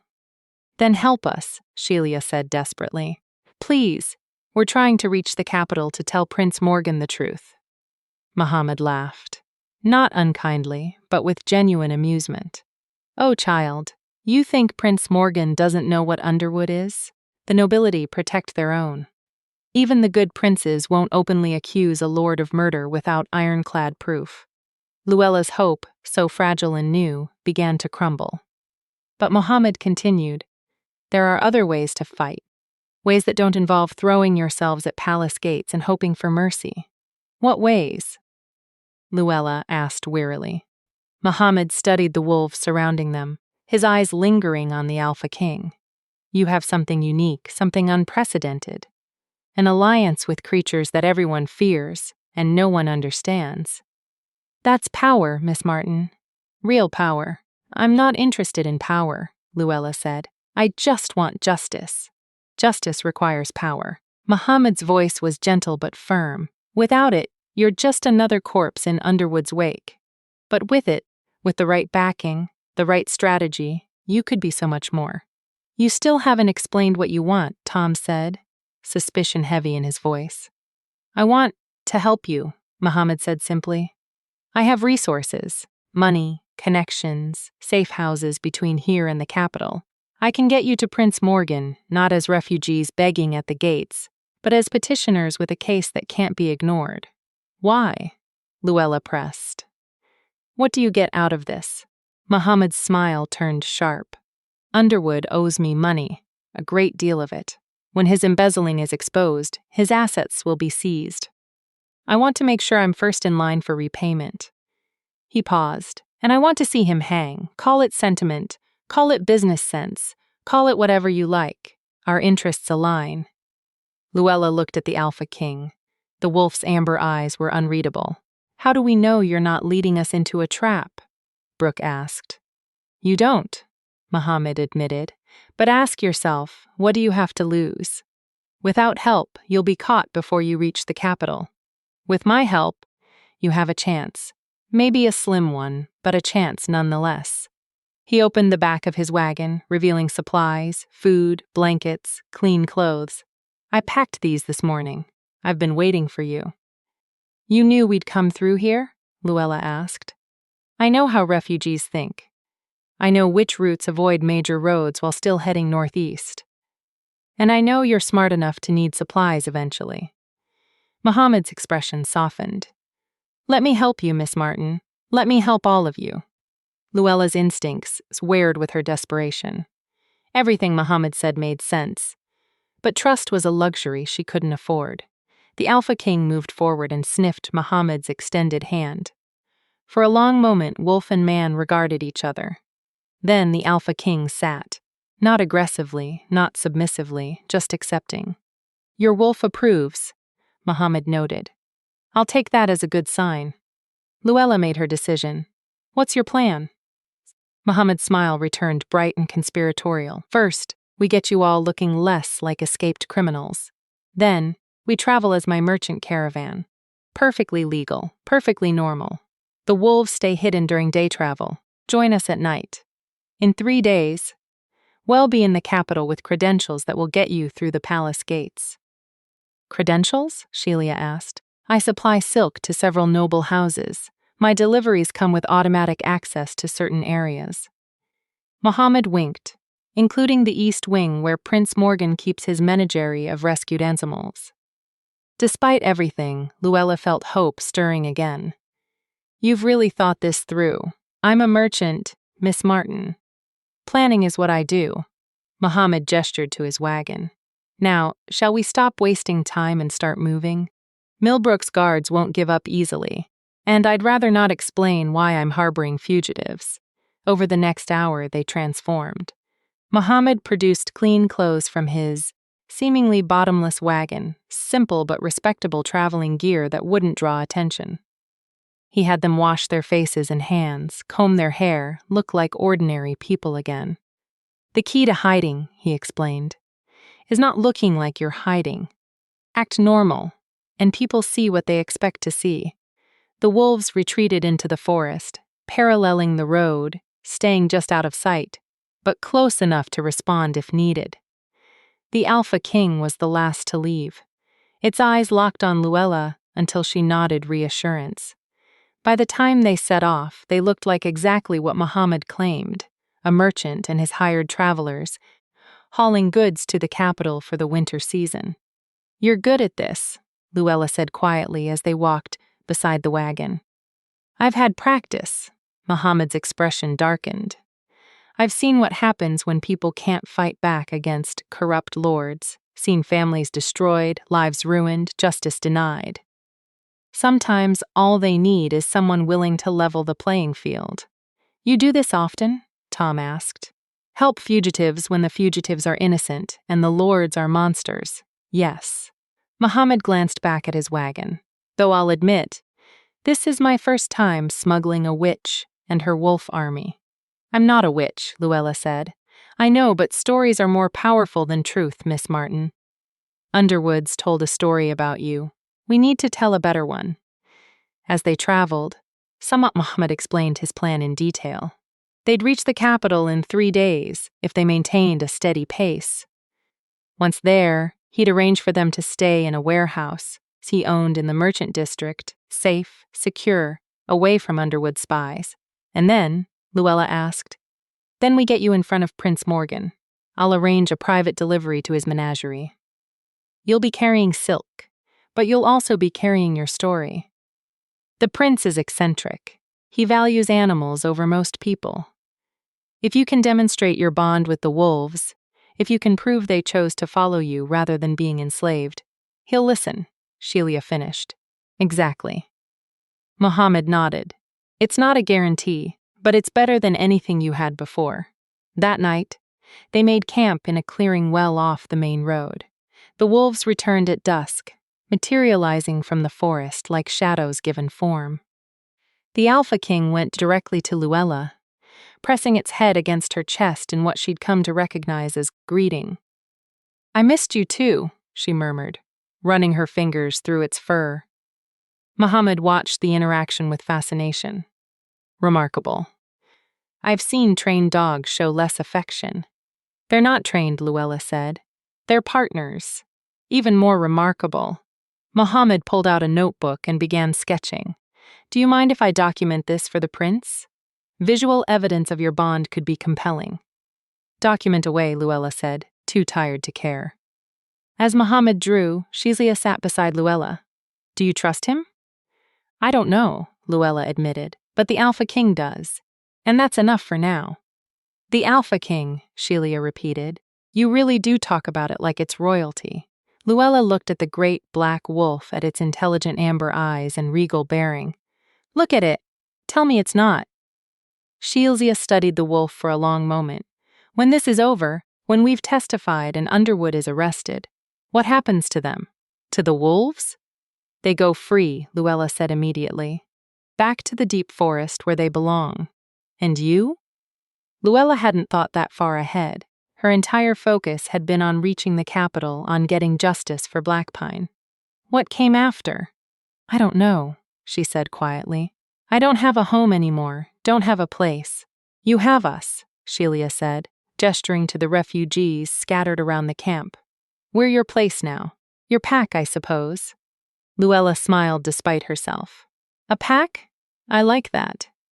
The Alpha King made a sound that might have been agreement, and Luella laughed, the first real laugh she'd had in days. Maybe Muhammad was right. Maybe stories were more powerful than truth. And if that was the case, Luella would make sure her story, their story, was one worth telling. Chapter 6. The Enemy at the Gates. The capital city of Thorn Haven rose from the plains like a crown of stone and glass. Its walls stretched high enough to block out the sun, and its towers pierced the clouds. Luella had never seen anything like it. Not in her dreams, not in her father's stories, not anywhere. 50,000 people live here, Muhammad said, watching her reaction with amusement. Maybe more. The census can't keep up with the influx from the countryside. It's overwhelming, Luella admitted, staring at the massive gates where guards checked every wagon, every traveler entering the city. That's the point, Muhammad replied. The capital is designed to make you feel small, insignificant. It reminds you that the crown is powerful and you are not. They'd made good time over the past 3 days. Muhammad's credentials had gotten them through 2 checkpoints without incident, and his merchant's papers had deflected the few questions they'd received. To any casual observer, they were exactly what they claimed to be a trader and his hired help, bringing winter goods to the capital's wealthy elite. The wolves had shadowed them the entire way, staying in the forests and fields that bordered the roads. At night, they'd reunited at camp, and Luella had spent hours talking to the Alpha King, explaining the plan, hoping it understood. Now, approaching the capital's gates, she felt the full weight of what they were attempting. The wolves can't come in, Muhammad said quietly. The city guard shoots predators on sight, no exceptions. Luella had known this was coming, but it still felt like losing a limb. Where will they go? There's an old estate on the eastern edge of the city, Muhammad explained, abandoned for years after its owner died without heirs. It has walls, a main house that's mostly intact, and enough land to keep 20 wolves hidden. I've used it before for sensitive storage. You've thought of everything, Tom said, impressed despite his earlier suspicions. I'm a merchant. Details are my business. Muhammad guided his wagon into the line of travelers waiting to enter the city. Miss Martin, you'll need to say goodbye now. Once we're through those gates, we can't risk contact with the wolves until we're ready for the prince. Luella's throat tightened. She dismounted from the wagon and walked back to where the pack waited in a grove of trees just out of sight from the road. The Alpha King emerged immediately, its amber eyes finding hers across the distance. I have to go into the city, Luella said, kneeling so she was eye level with the great wolf. Without you, for a few days the Alpha King's ears flattened. A low whine escaped its throat. I know. I don't like it either. Luella pressed her forehead against the wolf's breathing in its wild scent. But Muhammad has a place for you. Safe, hidden. You'll have food and shelter while I get us in front of the prince. She pulled back, looking into those intelligent eyes. I need you to trust me the way I trusted you when you pulled me from the lake. For a long moment, the Alpha King studied her. Then it touched its nose to her palm. The same gesture it had made after she'd saved the last wolf. The gesture that meant, I see you, I choose you. Thank you, Luella whispered. Muhammad approached carefully, keeping his distance from the pack. Miss Martin, we need to move. The guards are getting curious about the delay. Luella stood, her hand trailing through the Alpha King's fur one last time. Muhammad will lead you to the estate. It's east of here, maybe an hour's run. Wait for me there. I'll come as soon as I can. The Alpha King huffed. Not agreement, but acknowledgement. It understood, even if it didn't like the plan. Mohammed produced a small leather bag from his coat, dried venison. Lead them with this if they're reluctant to follow. They'll follow, Luella said with more confidence than she felt. They've trusted me this far. She climbed back onto the wagon, forcing herself not to look back as Muhammad urged the horses forward. But she felt the Alpha King's gaze on her back all the way to the gates. Felt the invisible thread that connected them stretching thinner with each step. The gates themselves were a spectacle carved from black iron and decorated with the royal family's crest, a lion crowned with stars. Guards in polished armor flanked the entrance, checking papers and questioning travelers with professional boredom. Papers, one demanded when their wagon reached the front of the line. Muhammad produced a leather folder thick with documents. Muhammad Olson, licensed merchant. I have deliveries for House Cantrell, House Underwood. Luella's blood froze at the name, but Muhammad continued smoothly. And a special order for Prince Morgan's menagerie. Silk bedding for his rescued falcon, I believe. The guard barely glanced at the papers. House Underwood, you said. You heard what happened to their holdings in Black Pine. Terrible business, Muhammad said, shaking his head. Raiders, I heard, destroyed half the town. Worse than that, the guard said, lowering his voice conspiratorially. There's a witch involved, killed dozens with dark magic. Lord Underwood himself is in the city now, meeting with the High Council about organizing a proper hunt. Luella's hands clenched in her lap. Underwood was here in the capital, probably spinning his lies to anyone who would listen. A witch. Muhammad's performance was flawless, just the right amount of shock and fear. Saints preserve us. Is the city safe? Safe enough. The witch is still out in the countryside, or so they say. But Lord Underwood's offering a substantial reward. The guard waved them through. Keep your eyes open, merchant. Report anything suspicious. Of course, of course. Muhammad urged the horses forward, and they rolled through the massive gates into Thornhaven proper. The city swallowed them immediately. Streets teemed with people, nobles, and fine clothes, merchants hawking wares, beggars pleading for coins, children darting between legs and hooves. The noise was overwhelming after days in the quiet forest, voices shouting, wheels clattering, bells ringing from a dozen different towers. Underwood's here, Luella said quietly, her voice barely audible over the chaos. He's already poisoning the well. I know, Muhammad replied, navigating through the traffic with practiced ease. But it also means his attention is divided. He's focused on the High Council, on building his case. He won't expect us to move this quickly. They wound through the merchant district, a maze of warehouses and shops where goods from across the kingdom changed hands. Muhammad's warehouse sat near the eastern wall, unassuming and unremarkable among dozens of similar buildings. Inside, it was larger than it appeared. The main floor held legitimate inventory bolts of silk, crates of spices, barrels of wine, but Muhammad led them up a narrow staircase to a second floor that had been converted into living quarters. It's not luxurious, he said, gesturing to the simple beds and small kitchen. But it's safe. My employees know to ignore this floor. You can stay here without being seen. It's perfect, Sheila said, dropping her pack with obvious relief. Walls, a roof, actual beds. I'd forgotten what those were like. The other refugees murmured. Agreement, exploring their temporary shelter with the wonder of people who'd been sleeping on frozen ground for days. Muhammad pulled Luella aside. I need to make my legitimate deliveries today. Maintain my cover. Tomorrow morning, I'll send word to Prince Morgan's assistant about the silk for his menagerie. With luck, we'll have an appointment by evening, and if we don't, Luella asked, then we get creative. Muhammad's smile was grim, but let's try the legitimate route first. The prince is eccentric, but he's not stupid. If we can present your case properly with evidence and witnesses, he'll listen. Evidence, Luella repeated. We have survivors from Black Pine. We have testimonies about what Underwood did. But it's our word against the Lord's, which is why we need the wolves. Muhammad pulled out his sketchbook, showing Luella the drawings he'd made over the past few days. This bond you share with them, it's unprecedented.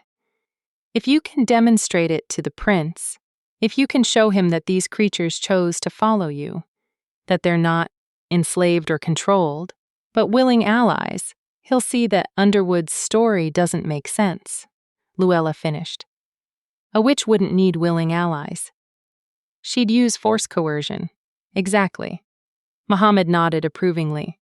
We're not just defending you from Underwood's accusations. We're building a counter-narrative. One that makes you a hero rather than a villain. I'm not a hero, Luella said. I'm just someone who couldn't stand by and watch innocent creatures drown. That's precisely what makes you a hero, Miss Martin. Muhammad's expression was serious now. All traces of his merchant's charm gone. Most people can. Most people do. They watch injustice happen and tell themselves it's not their problem. You didn't, and that's rare enough to be extraordinary. After Muhammad left to make his deliveries, Luella stood at the warehouse's single window, staring out at the capital's sprawling chaos. Somewhere in this city, Underwood was telling his lies. Somewhere nobles were nodding and agreeing that she was dangerous, that she needed to be stopped. Thinking about the wolves? Sheila asked, coming to stand beside her. Thinking about everything, Luella admitted. A week ago, I was nobody. A poacher's daughter living in a shack at the edge of the world. Now I'm here about to accuse one of the most powerful men in the kingdom of mass murder. Terrifying, isn't it? Sheila's voice was soft, but also liberating. For the first time in my life, I'm doing something that matters, not just surviving, but actually fighting for something. Luella glanced at her stepsister. Sheila's fine dress was long gone, replaced with practical traveling clothes. Her perfect blonde curls were tied back in a simple braid. She looked less like the pampered merchant's daughter and more like someone who discovered her own strength. You've changed, Luella observed. So have you, Sheila smiled. You're not hiding anymore. Not making yourself small so people will ignore you. I was never good at hiding anyway. Luella said wryly, crooked nose. Remember that nose saved us. Sheila said the guard at the gate was looking for a witch, a monster. He saw a plain girl with a broken nose and dismissed you completely. Luella touched the bump on her nose, the permanent reminder of Sheila's cruelty years ago. Funny how something that had caused her so much shame might have just saved their lives. I'm still sorry, Sheila said quietly. About the door, about everything. I know. Luella turned from the window. And you're proving it. That's what matters. The rest of the day passed in tense waiting. Tom kept watch at the window, looking for any sign they'd been followed. Annette organized their meager supplies, rationing what little food remained. The children played quietly, sensing the adults' tension, even if they didn't fully understand it. As evening fell, Luella slipped out of the warehouse. Muhammad had given her directions to the abandoned estate where the wolves were hiding. It was risky. The streets were still crowded, and guards patrolled regularly, but she needed to see them, needed to know they were safe. The estate sat on the edge of the city's eastern quarter, surrounded by a high stone wall that had seen better days. Luella found a section where the stones had crumbled enough to climb over and drop down into an overgrown garden on the other side. The main house loomed ahead, its windows dark and empty.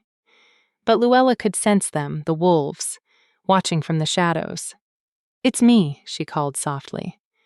The Alpha King emerged from behind a collapsed fountain, and Luella's heart sang with relief. The great wolf crossed the garden in long strides and pressed against her, nearly knocking her over with the force of its greeting. I missed you too. Luella laughed, burying her face in its fur. I'm sorry I left. I'm sorry I... The Alpha King silenced her with a gentle bump of its nose. Then it did something unexpected. It led her toward the house, looking back to make sure she followed. Inside, the other wolves had made themselves comfortable in what must have once been a grand ballroom. Moonlight streamed through broken windows, illuminating marble floors and the remains of elegant fixtures. The pack had arranged themselves in a loose circle, and in the center, puppies. Luella breathed. 3 of the female wolves had been pregnant. She'd known that, had seen the subtle changes in their bodies over the days of travel, but she hadn't expected this.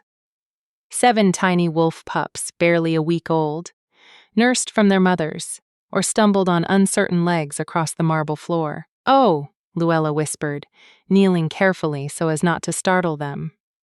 "Oh, they're beautiful." The Alpha King watched her reaction with what might have been pride. These weren't just allies now, they were family. 3 generations bound together by survival and choice. One of the pups, braver or more curious than the others, wobbled toward Luella.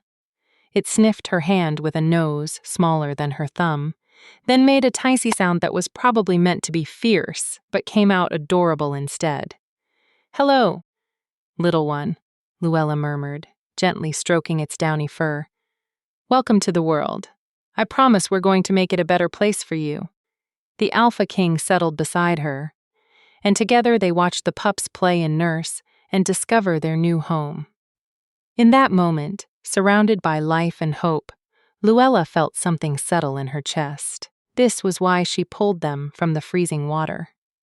Not for revenge against Underwood, not for justice, though that mattered too, but for this, for the future, for the next generation that deserved to grow up in a world where power didn't automatically mean cruelty, where the strong protected the weak instead of exploiting them. "Tomorrow," she told the Alpha King, "we go before the prince, we tell our story, and we pray he's the kind of man who values life over politics."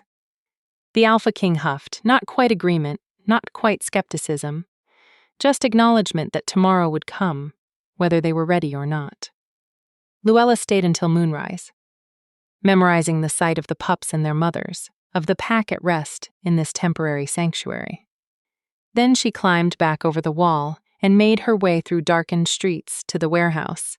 Mohammed was waiting when she returned. "We have our appointment," he said without preamble. "Tomorrow afternoon, the prince will see us in his private menagerie." "That's good news," Luella said. "Yes and no." Mohammed's expression was troubled. "I also learned something troubling from my contacts. Lord Underwood has requested an audience with the High Council tomorrow morning. He's bringing evidence of your crimes." "What kind of evidence?" "Witnesses from Black Pine will testify. You led the raiders. Records showing your family's criminal history. A dossier prepared by his lawyers." Mohammed's jaw tightened.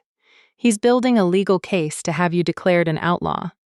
Once that happens, anyone can kill you without consequence." Luella's stomach dropped. "How long do we have?" "The council meets at dawn. They could issue the decree by noon." Mohammed looked at her steadily.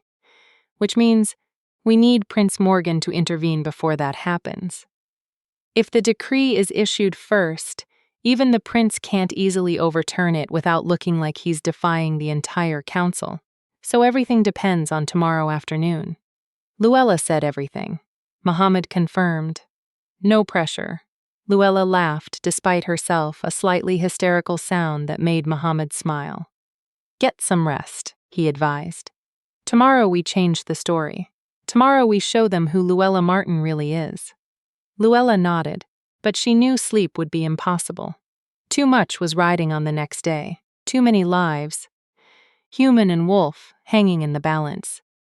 She lay in her borrowed bed, staring at the ceiling, and thought about the Alpha King, about the bond they'd forged in freezing water and fire and desperate flight, about the pups who deserved to grow up free, and about the plain girl with a crooked nose who'd somehow become the center of a war she'd never wanted to fight. Tomorrow would decide everything. Tomorrow, the story would finally be told. Chapter 7. The Prince's Menagerie. Dawn came too quickly and too slowly at the same time. Luella had managed perhaps 2 hours of fitful sleep, haunted by dreams of drowning wolves and burning villages. When Muhammad knocked on her door, she was already dressed, her father's knife secure at her belt. "The council convenes in an hour," he said grimly. "Underwood will present his case. By midday, you could be declared an outlaw. Then we'd better make our case count." Luella's voice was steadier than she felt. "Is everything ready?" "As ready as it can be." Muhammad handed her a package wrapped in fine paper. "Your costume for today. We need you looking respectable, like someone who could stand before a prince." Inside was a dress. Not elaborate or expensive, but well-made and clean. Deep forest green with simple embroidery at the collar and cuffs. It was the nicest thing Luella had worn in 6 years. "I can't accept this," she started. "You already have. Now put it on." Muhammad's tone brooked no argument. "First impressions matter, Miss Martin, especially when you're fighting for your life." Sheila helped her dress, plaiting her hair into a neat braid, and even producing a small jar of salve to treat the worst of the cuts and bruises on Luella's face. "There," Sheila said, stepping back to examine her work. "You look almost noble." "I look like I'm playing dress-up," Luella muttered, tugging at the unfamiliar fabric. "You look like someone worth listening to," Tom corrected. He'd cleaned up, too. His butcher's apron replaced with a simple but respectable coat. Like someone who matters. By the time they left the warehouse, the sun was climbing toward noon. The streets were crowded with merchants and nobles, all conducting their daily business, while oblivious to the fact that Luella's entire future hung in the balance. They made their way to the Palace District, an area of wide boulevards and manicured gardens where the kingdom's power resided. The palace itself was a sprawling complex of white stone and glass with towers that scraped the sky and walls that had stood for 500 years. Guards flanked every entrance, but Muhammad's credentials got them through without issue. He'd been here before, had established relationships with the staff. They nodded respectfully as he passed, leading Luella and a small delegation through marble corridors hung with priceless tapestries. "Prince Morgan's menagerie is on the eastern grounds," Muhammad explained quietly. "It's his sanctuary, the place he goes when court politics become too much. He saved dozens of animals over the years. Hawks with broken wings, horses bound for slaughter. Even a bear cub whose mother was killed by hunters." "He sounds like a good man," Luella said. "He's an idealist in a world of pragmatists," Muhammad replied, "which makes him either the best person or the worst person to appeal to. I honestly don't know which." They emerged from the palace into an enclosed garden that seemed to exist in defiance of the season. Somehow, despite the winter cold, flowers still bloomed here. Trees bore fruit. Birds sang from branches that should have been bare. "Magic," Luella whispered. "Money," Muhammad corrected. "Enough money to pay mages to maintain growth spells year-round. The prince believes his rescued animals deserve beauty." At the garden's heart stood a series of elaborate enclosures, each one designed to mimic a natural habitat. Luella saw hawks in an aviary that stretched 3 stories high, deer grazing in a meadow that shouldn't exist within city walls. And in the largest enclosure, a magnificent black bear lounging in artificial sunlight. "He's early," Muhammad muttered. A figure stood by the bear's enclosure, his back to them. He was tall and lean, dressed in fine but practical clothes that suggested someone who valued function over fashion. His hair was dark, tied back in a simple queue, and when he turned, Luella's breath caught. Prince Morgan was younger than she'd expected, maybe 30, with angular features and eyes that held more weariness than any 30-year-old should possess. But what struck her most was the way he looked at the bear, not with the detached curiosity of a collector, but with genuine affection. "Muhammad," the prince said, his voice carrying the refined accent of court, but warmed by genuine pleasure. "You're punctual as always, Your Highness." Muhammad bowed deeply. "I've brought the silk bedding you requested, along along with a young woman who's been accused of burning down a village, consorting with demons, and practicing dark magic. Prince Morgan's gaze shifted to Luella. Yes, I know. Lord Underwood spent 3 hours this morning explaining in excruciating detail why you should be hunted down and executed. Luella's heart sank. They were too late. Underwood had already, which is precisely why I agreed to see you, the prince continued. Underwood is many things, but subtle isn't one of them. When a man spends 3 hours insisting someone is evil, I generally assume he's trying very hard to hide his own sins. Hope flickered back to life in Luella's chest. Your Highness, she said, dropping into a curtsy that Sheila had hastily taught her that morning. Thank you for seeing us. Don't thank me yet. Prince Morgan gestured to a nearby bench. Sit, tell me your story. The real story, not the propaganda Underwood is spreading. So Luella told him everything. The wolves drowning in Black Pine Lake, her decision to save them, Underwood's role in setting the trap, the raiders who's burned the village on his orders, the flight through the thornwood. All of it. Prince Morgan listened without interrupting, his expression impossible to read. When she finished, silence stretched between them. A remarkable tale, he said finally. But tales are just words. Underwood has words, too. He has witnesses who will swear you led the raiders. He has documentation of your family's criminal history. He has a very compelling narrative about a bitter young woman seeking revenge. It's all lies, Luella said desperately. He's covering up his own crimes. I know the prince's interruption was gentle but firm. I know Underwood is lying. I've known for years that he's been embezzling from his tax collections. I've known he's cruel and petty, and willing to hurt innocents to protect his interests. Then why? Sheila started. Because knowing and proving are different things. Prince Morgan's weariness was more apparent now. I am the youngest prince, fourth in line for the throne. I have some influence, yes, but not enough to directly challenge a powerful lord without ironclad evidence. We have survivors, Tom said. People whose word Underwood will discredit. He's a lord. They're commoners. The High Council will believe him over them. The prince stood and paced to the bear's enclosure. Unless we have something Underwood can't explain away, something that breaks his narrative so completely that even the council has to listen. The wolves, Luella said quietly. Prince Morgan turned, and for the first time she saw real interest in his eyes. Yes, Muhammad's letters mentioned you'd formed some kind of bond with them, that they chose to follow you. Is that true? It's true, Luella confirmed. They saved my life multiples.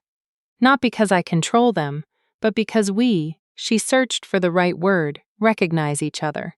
They understand what I am. I understand what they are. Can you prove it? The prince's intensity was startling. Can you demonstrate this bond in a way that's undeniable? Yes, Luella said, more confidently than she felt. But they're not here. They're at an abandoned estate on the eastern edge of the city. Then we bring them here. Prince Morgan's decision was immediate to the menagerie today. Now, Your Highness, Muhammad said carefully, bringing 20 wolves into the palace grounds might cause concern. Let it. Prince Morgan's smile was sharp. I'm calling an emergency session of the High Council for this evening. Every lord, every advisor, everyone who listened to Underwood's lies this morning, they'll convene here in my menagerie to witness Miss Martin's demonstration. And if it goes wrong, Luella asked, if the wolves are frightened by the crowd, if something startles them and they attack, then Underwood wins and we all die looking foolish. The prince's expression softened, but I don't think that's what will happen. Muhammad's sketches show a genuine bond. Your story rings true in a way Underwood's doesn't.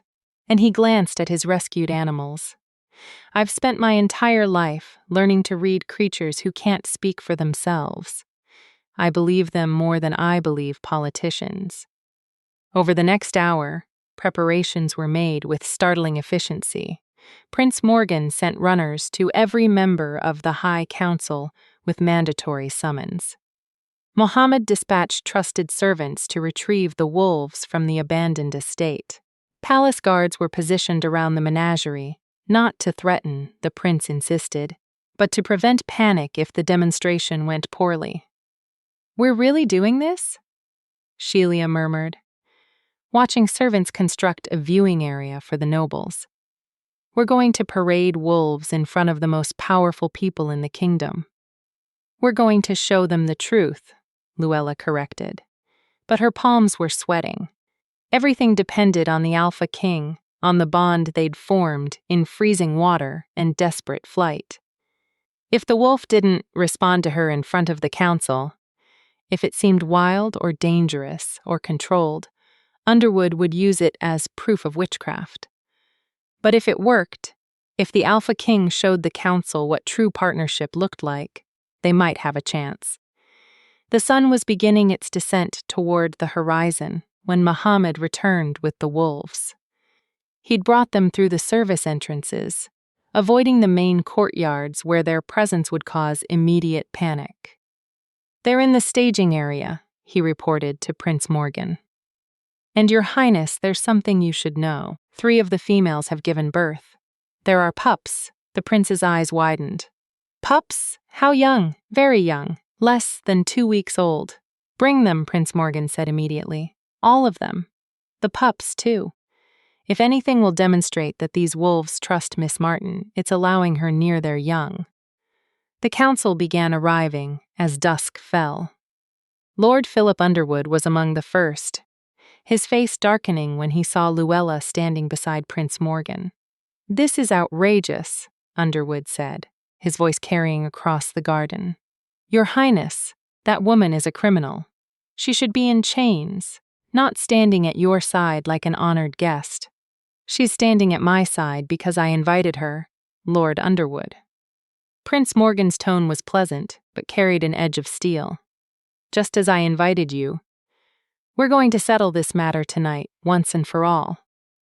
More nobles arrived. Some Luella recognized from Underwood's hunting party. Others were strangers, men and women in elaborate clothing, who regarded her with expressions ranging from curiosity to contempt. When the High Counselor himself arrived, an elderly man whose name was Nicholas Duran, the murmuring crowd fell silent. "Your Highness," Counselor Duran said, his voice dry and precise. "Your summons indicated a matter of urgent importance regarding false accusations and the true nature of animal cognition. I confess myself curious. Then let me satisfy that curiosity." Prince Morgan gestured to Luella. "Lord Underwood has accused Miss Martin of witchcraft, claiming she uses dark magic to control wolves and commit murder. Miss Martin claims the wolves follow her of their own free will, that they recognize her as an ally rather than a master. Tonight, we determine who's telling the truth." "How?" Underwood demanded. "By taking her word for it, by observation." Prince Morgan nodded to Muhammad. The merchant opened the gates to the staging area. 20 wolves flowed into the menagerie like liquid shadow. Their presence transformed the garden. Suddenly, the carefully manicured space felt wild, ancient, touched by something that predated civilization itself. The nobles gasped. Several stepped back. 2 of the women screamed. The Alpha King entered last, 3 of the females close behind carrying pups gently in their jaws. Every wolf's eyes found Luella immediately. "Miss Martin," Prince Morgan said quietly, "show us." Luella stepped forward. Her legs felt like water, but she forced herself to walk steadily toward the pack.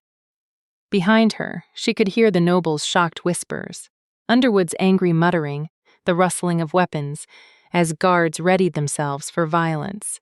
She stopped 10 feet from the Alpha King. The great black wolf watched her with those impossible amber eyes. "Hello," Luella said softly. "I'm sorry I brought you here. Sorry I'm asking this of you, but I need them to understand what you are. What we are." The Alpha King tilted its head, considering.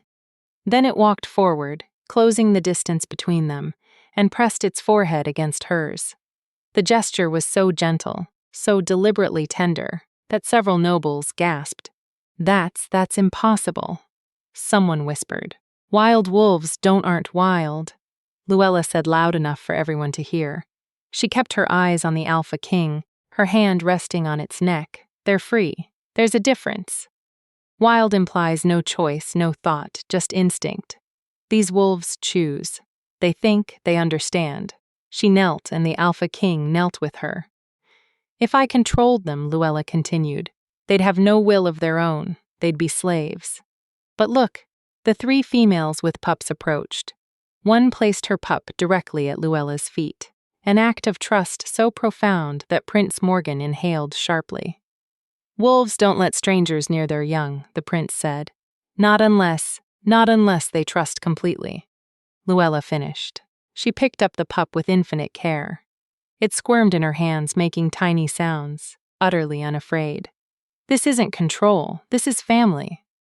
The nobles were silent now, watching with expressions that ranged from wonder to disbelief. Lord Underwood's face was purple with rage. This proves nothing. She's bewitched them. Used some kind of Lord Underwood. Counselor Duran's voice cut through the shouting. I would like to try something. Miss Martin, would you permit it? Luella nodded, not trusting her voice. The elderly counselor approached slowly, his movements careful. The Alpha King's hackles rose slightly, but Luella placed a calming hand on its head. I mean no harm, Counselor Duran said to the wolf. I simply wish to understand. He extended his hand, palm up, the way Luella had once extended hers over freezing water. The Alpha King sniffed his hand, studied the old man with those intelligent eyes. Then deliberately it touched its nose to the counselor's palm. Extraordinary, Duran breathed. Your Highness in 40 years of governance. I have never, he looked at Luella. How I saved their lives, Luella said simply. And they saved mine. Everything else followed from that. A convenient story, Underwood snarled. But it doesn't change the facts. She led raiders to Black Pine. She helped them burn. The raiders you hired. Shelia spoke up, stepping forward. The raiders who admitted you'd ordered the attack to destroy tax records, proving your embezzlement. Underwood's face went from purple to white. That's... You have no proof. We have 17 survivors who will testify, Tom added. We have the raiders' own words, and we have the fact that your estate was the only building left untouched in the attack. Circumstantial. All of it. Underwood looked desperately at the council. She's lying. They're all lying to protect themselves. Perhaps, Counselor Duran said thoughtfully. But Miss Martin's wolves are not lying. They cannot lie, and their behavior tells a story that contradicts yours, Lord Underwood. He turned to address the assembled nobles. A witch who controls animals would create slaves, creatures with dead eyes, and mechanical movements. These wolves are neither deed-eyed nor mechanical. They are alert, intelligent, and acting of their own free will. Furthermore, Prince Morgan added, Lord Underwood claimed Miss Martin murdered dozens in Black Pine. Yet here she stands, having traveled for days with refugees and wolves, and not a single additional death has occurred. If she were truly the murderous witch Underwood describes, wouldn't there be bodies? The tide was turning. Luella could see it, in the nobles' faces, in the way they looked at Underwood with new suspicion. I move, Counselor Duran said formally, that all charges against Luella Martin be dismissed pending a full investigation into Lord Underwood's role in the Black Pine incident. Seconded, another counselor said immediately, all in favor. A forest of hands rose, opposed. Only Underwood's hand went up. The motion carries. Counselor Duran turned to Underwood. Lord Underwood, you are hereby ordered to surrender all financial records pertaining to Black Pine for immediate audit. You will remain in the capital, pending the results of said audit. Any attempt to flee will be considered an admission of guilt. Underwood's mouth opened and closed. For a moment, he looked like a fish drowning in air. Then his hand dropped to his sword. If you won't listen to reason, he said, his voice shaking with rage, then I'll settle this the old way. Trial by combat. I challenge Miss Martin to the Alpha King snarled. It wasn't a warning snarl, it was a promise. The sound carried centuries of predator instinct, of pack law, of nature's own form of justice. Underwood stumbled backward, his sword half drawn, his face stark with fear. On second thought he whispered, I accept the council's judgment. Wise choice, Prince Morgan said dryly, as guards escorted a trembling Underwood away. The nobles began to disperse, their conversations a buzz of speculation and scandal. This would be the talk of the capital for months, but Luella barely heard them. She was surrounded by wolves, by the pack that had chosen her and kept choosing her. The pups were being returned to their mothers. The Alpha King stood at her side, solid and warm and real. Miss Martin. Prince Morgan approached, and this time his smile was genuine. It seems you've accomplished the impossible. You've made the High Council side with a commoner against a lord. I just told the truth, Luella said. The wolves did the rest. The wolves, Prince Morgan repeated, looking at the pack with undisguised wonder. What will you do now? You're free, vindicated. You could stay in the capital. Accept a position in my menagerie. Help me understand these incredible creatures. No, Luella said gently. Thank you, Your Highness. But that's not what they need. What we need, she looked at the Alpha King. We're going back to the forest, back to where we belong. Far from lords and politics and people who see animals as tools instead of partners. I understand, the prince said quietly, and perhaps that's best. The world has much to learn before it's ready for what you've proven tonight. Mohammed approached with Shelia and the other refugees. What about them? He asked. What about the people who followed you here? Luella looked at her unlikely family. The stepsister who'd become a friend, the butcher who'd thrown a cleaver to buy her time, the mothers who'd trusted her with their children, the people who'd believed in her when no one else would. That's up to them, she said. Anyone who wants to come with us is welcome. Anyone who wants to stay and rebuild Blackpine. I'm sure Prince Morgan can arrange assistance. I've already made arrangements. The prince confirmed funds for reconstruction, proper oversight to prevent future Underwoods. Blackpine will rise again, but it won't be the same, Annette said quietly. Too much has been lost. Then we build something new, Tom said. Something better. Shelia stepped forward. I want to come with you into the forest with the wolves. Luella blinked. Shelia, you don't. I'm not a forest person, Shelia finished. I know, but I'm not a city person anymore either. I don't know what I am now.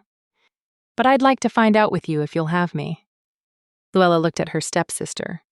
Really looked at her and saw not the cruel girl who'd broken her nose, but the woman who'd followed her through fire and frozen forests, who'd changed, who'd grown. I'd like that, Luella said, one by one. The others made their choices.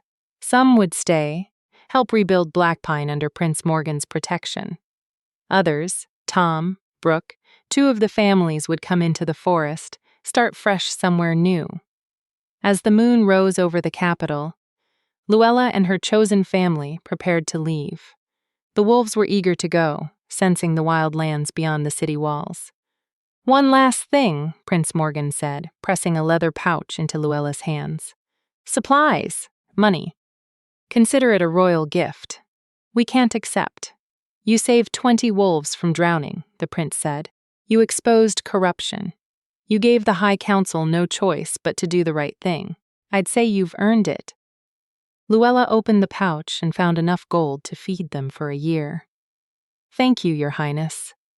Thank you, Miss Martin. You've reminded me why I started rescuing animals in the first place. Sometimes the only way to survive a cruel world is to be kind. Anyway, they left Thorn Haven as silently as they'd entered, slipping through the eastern gates just before midnight. The wolves ranged around them, the Alpha King at Luella's side as always. Behind them, the capital glittered with 1,000 lights, beautiful and terrible, and full of people who would never understand what had happened here tonight. Ahead lay the forest, the deep, wild places where lords had no power, and the only law was the law of the pack. Luella had pulled 20 wolves from freezing water. The last one had been the Alpha King, and now, finally, they were all free. Chapter 8. The Pack's Home. Spring came to the Thornwood like a whispered promise. 3 months had passed since Luella led her unlikely family out of Thornhaven's gates. 3 months of learning to live in ways that had nothing to do with surviving cruelty and everything to do with building something new. The settlement they'd created sat deep in the forest, far beyond the reach of lords and laws. It was small. 7 cabins built from timber, the wolves had helped them fell, arranged in a loose circle around a central fire pit. Not grand, not permanent, but theirs. Luella stood at the edge of the clearing, watching the morning sun filter through branches that were finally showing new growth. Behind her, she could hear Tom sharpening tools, Brooke hanging laundry, children laughing as they played with the wolf pups who'd grown bold and curious in these safe woods. The Alpha King approached silently, as it always did, and pressed against her side. The gesture had become ritual, a morning greeting that said, "I see you. I choose you without words." "Good morning," Luella murmured, running her fingers through fur that had thickened with the better food and safety of these past months. "Did you sleep well?" The wolf huffed amusement, she'd learned. As if sleep were something wolves did, rather than the state they occupied between hunts and watchfulness. Lucilia's voice called from one of the cabins. "The trap caught something. Want to help me dress it? Coming?" Luella called back. The Alpha King followed her across the clearing, where Shelia awaited with a fat rabbit and a knowing smile. Her stepsister had transformed in the forest. Her soft hands had grown calloused. Her pale skin had tanned and freckled, and she moved with a confidence that city life had never given her. "You're getting good at this," Luella said, examining Shelia's neat work on the trap line. "I had a good teacher."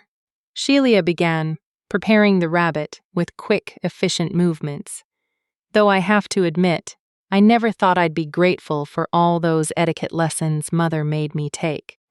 Turns out dressing a rabbit requires the same precision as arranging flowers." Luella laughed. It still surprised her sometimes how easily laughter came now, how the weight she'd carried for 6 years, the shame, the anger, the constant vigilance had slowly dissolved in the forest's embrace. "Mohammed sent word yesterday," Shelia continued through his courier network. "Underwood's trial is next week." Luella's hands stilled on the rabbit, and the evidence is overwhelming. Financial records showing years of embezzlement, testimony from the raiders he hired.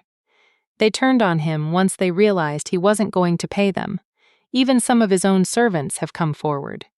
Shelia's voice hardened. "He's going to hang." "Good," Luella said simply.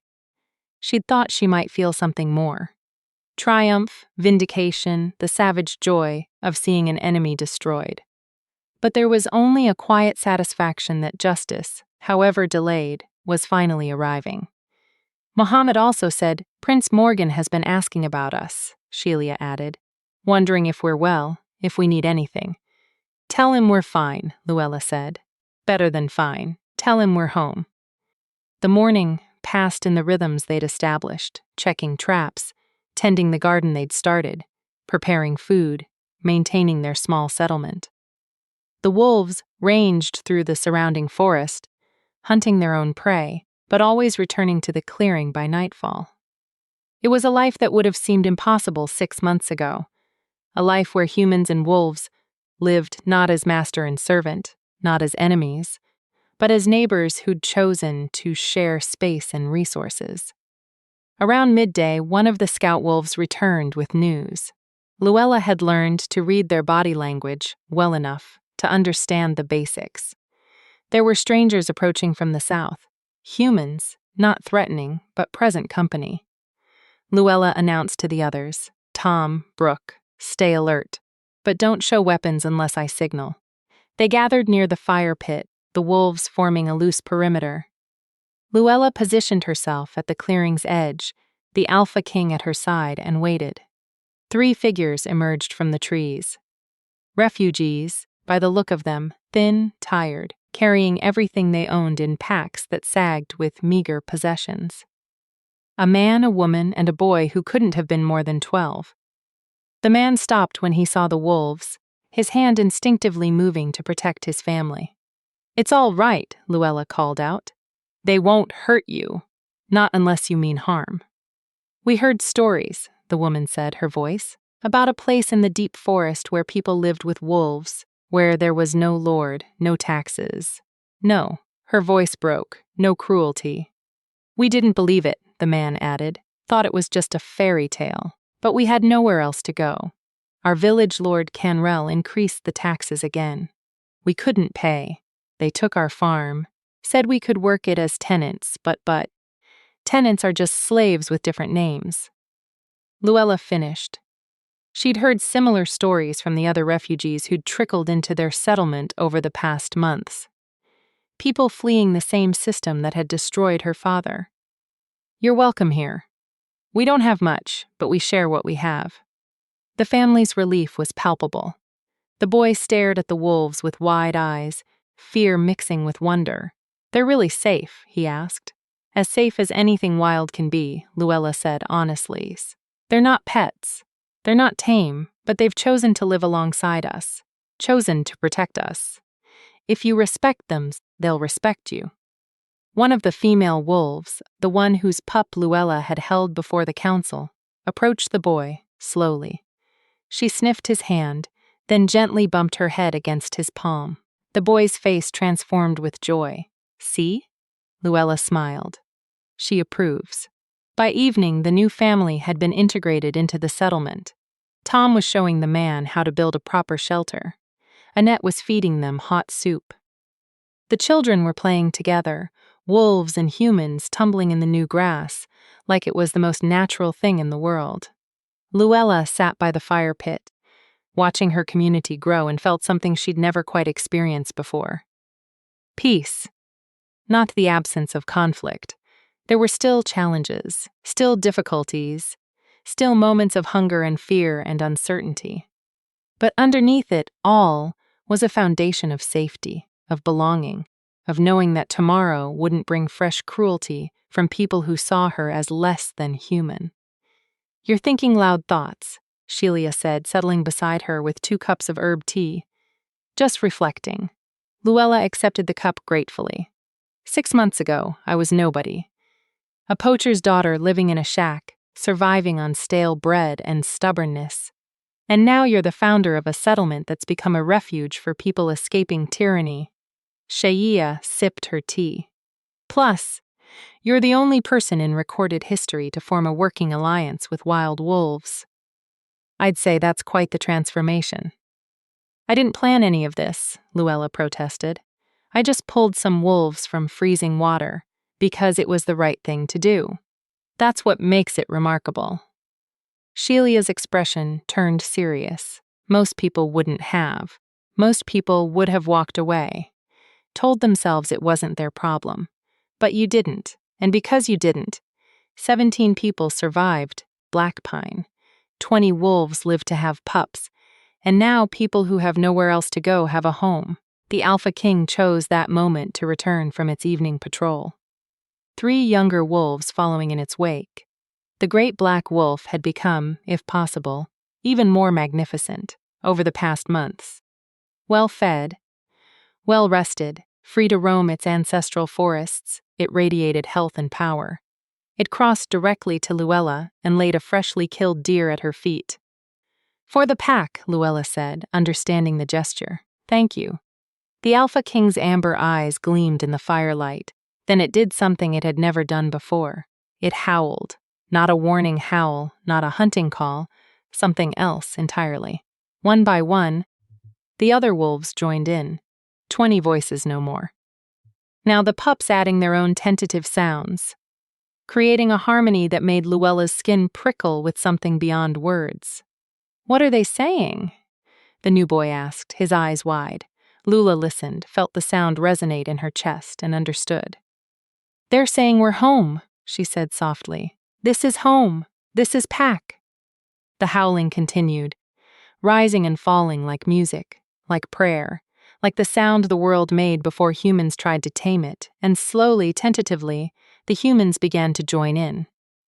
It started with the children, their voices high and uncertain.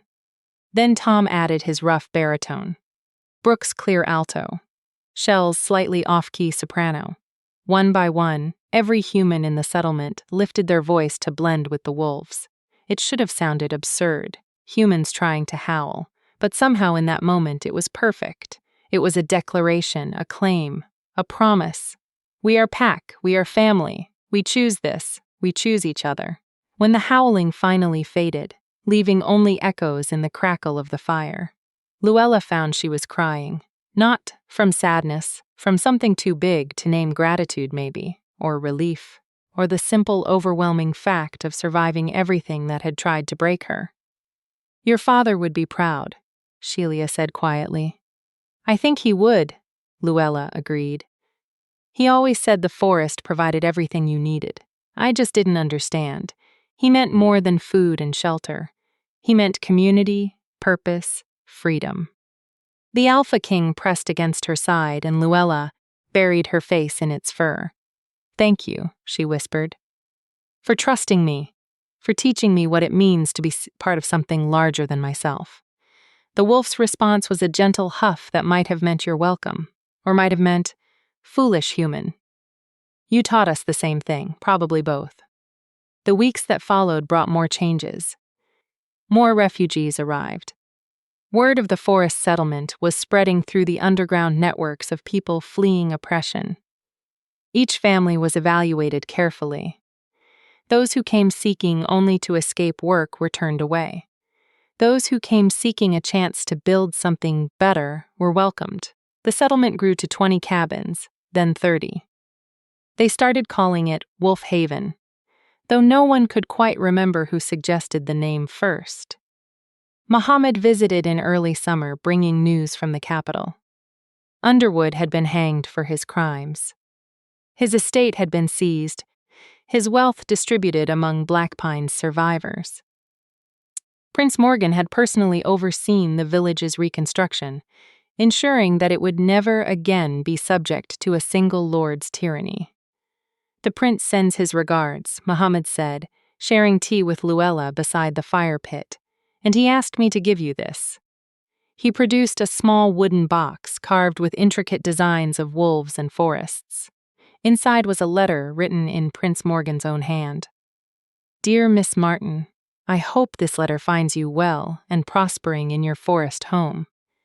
Word of Wolf Haven has reached the capital stories of a place where humans and wolves live in harmony, where refugees find safety, where a new kind of community is being built. I wanted you to know that your actions have had consequences far beyond what you might imagine. 3 other lords have been investigated for crimes similar to Underwood's. 2 have been convicted. The High Council has implemented new oversight measures for tax collection and land management. You pulled 20 wolves from freezing water. In doing so, you've pulled an entire kingdom toward justice.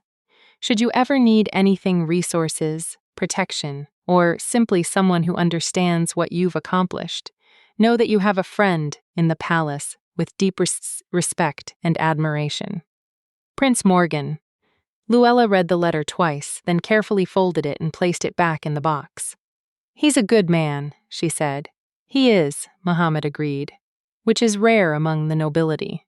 Perhaps your example will inspire more to follow his lead." Perhaps Luella watched the wolf pups playing in the clearing. They were nearly full-grown now, beautiful and wild and free, or perhaps some things will never change. But at least here in this small corner of the forest, we've proven it's possible to live differently. Muhammad stayed for 3 days, trading goods and news. When he left, he took letters from the settlement's residents to loved ones in other parts of the kingdom. Carefully worded messages that wouldn't reveal Wolf Haven's location, but would let families know their missing members were safe. Summer deepened into golden warmth. The garden flourished. The hunts were successful. Children grew taller and stronger. The wolves' pups learned to hunt alongside their parents. And Luella, the plain girl with the crooked nose who'd once survived on stale bread and stubbornness, found herself leading a community that had chosen her not because she was beautiful or powerful or noble, but because she'd done one simple thing. She'd seen creatures drowning and refused to walk away. On the first anniversary of pulling the wolves from Black Pine Lake, Luella stood at the edge of the frozen water where it had all begun. The lake looked different in summer, peaceful, its surface reflecting clouds and trees instead of broken ice and desperate struggle. The Alpha King stood beside her, as it always did. A year of partnership had only deepened their bond. They moved together now with the ease of long practice, understanding each other's moods and needs without words. "Do you remember?" Luella asked softly. "How cold it was, how impossible it seemed." The Alpha King's answer was to press its forehead against hers, that gesture of recognition and choice that had become their private language. "I was nobody," Luella continued, "and you were just another wolf. But we saw each other, really saw each other, and everything changed behind them." The sounds of Wolf Haven drifted through the trees. Laughter, conversation. The everyday music of people building lives they'd chosen rather than lives forced upon them. "Beauty doesn't matter," Luella said, remembering her father's words. "It's what's inside that counts." The Alpha King huffed agreement. Amusement, understanding, maybe all three. "He was right," Luella said, "just not in the way anyone expected." She looked at her reflection in the lake, the crooked nose, the plain features, the weathered skin of someone who lived by the forest's rules, and she saw something she'd never seen before. Not beauty, something better. Strength, kindness, the face of someone who changed the world by refusing to be changed by it. "Let's go home," she said to the Alpha King. Together, woman and wolf turned away from the lake and walked back into the forest, back to the settlement where two species had learned to live as one, back to the family they'd built from freezing water and desperate choices, and the simple, radical act of refusing to look away from suffering. The sun filtered through the trees and golden shafts. The forest sang with life, and Luella Martin, once nobody, now the heart of something unprecedented and beautiful, walked forward into whatever came next. With her pack at her side, always with her pack. Dear viewers, as we close this story, I'm curious about something. Luella became an outcast. The moment her father was labeled a criminal, his shame became her identity for 6 years. But the wolves, they didn't care about her past, her crooked nose, or what the village called her family. They only cared about her heart. So, tell me, have you ever been judged for something that had nothing to do with who you truly are? How did you break free from that label? Share below, your story might help someone else. And if you'd like to see more stories like this, a like goes a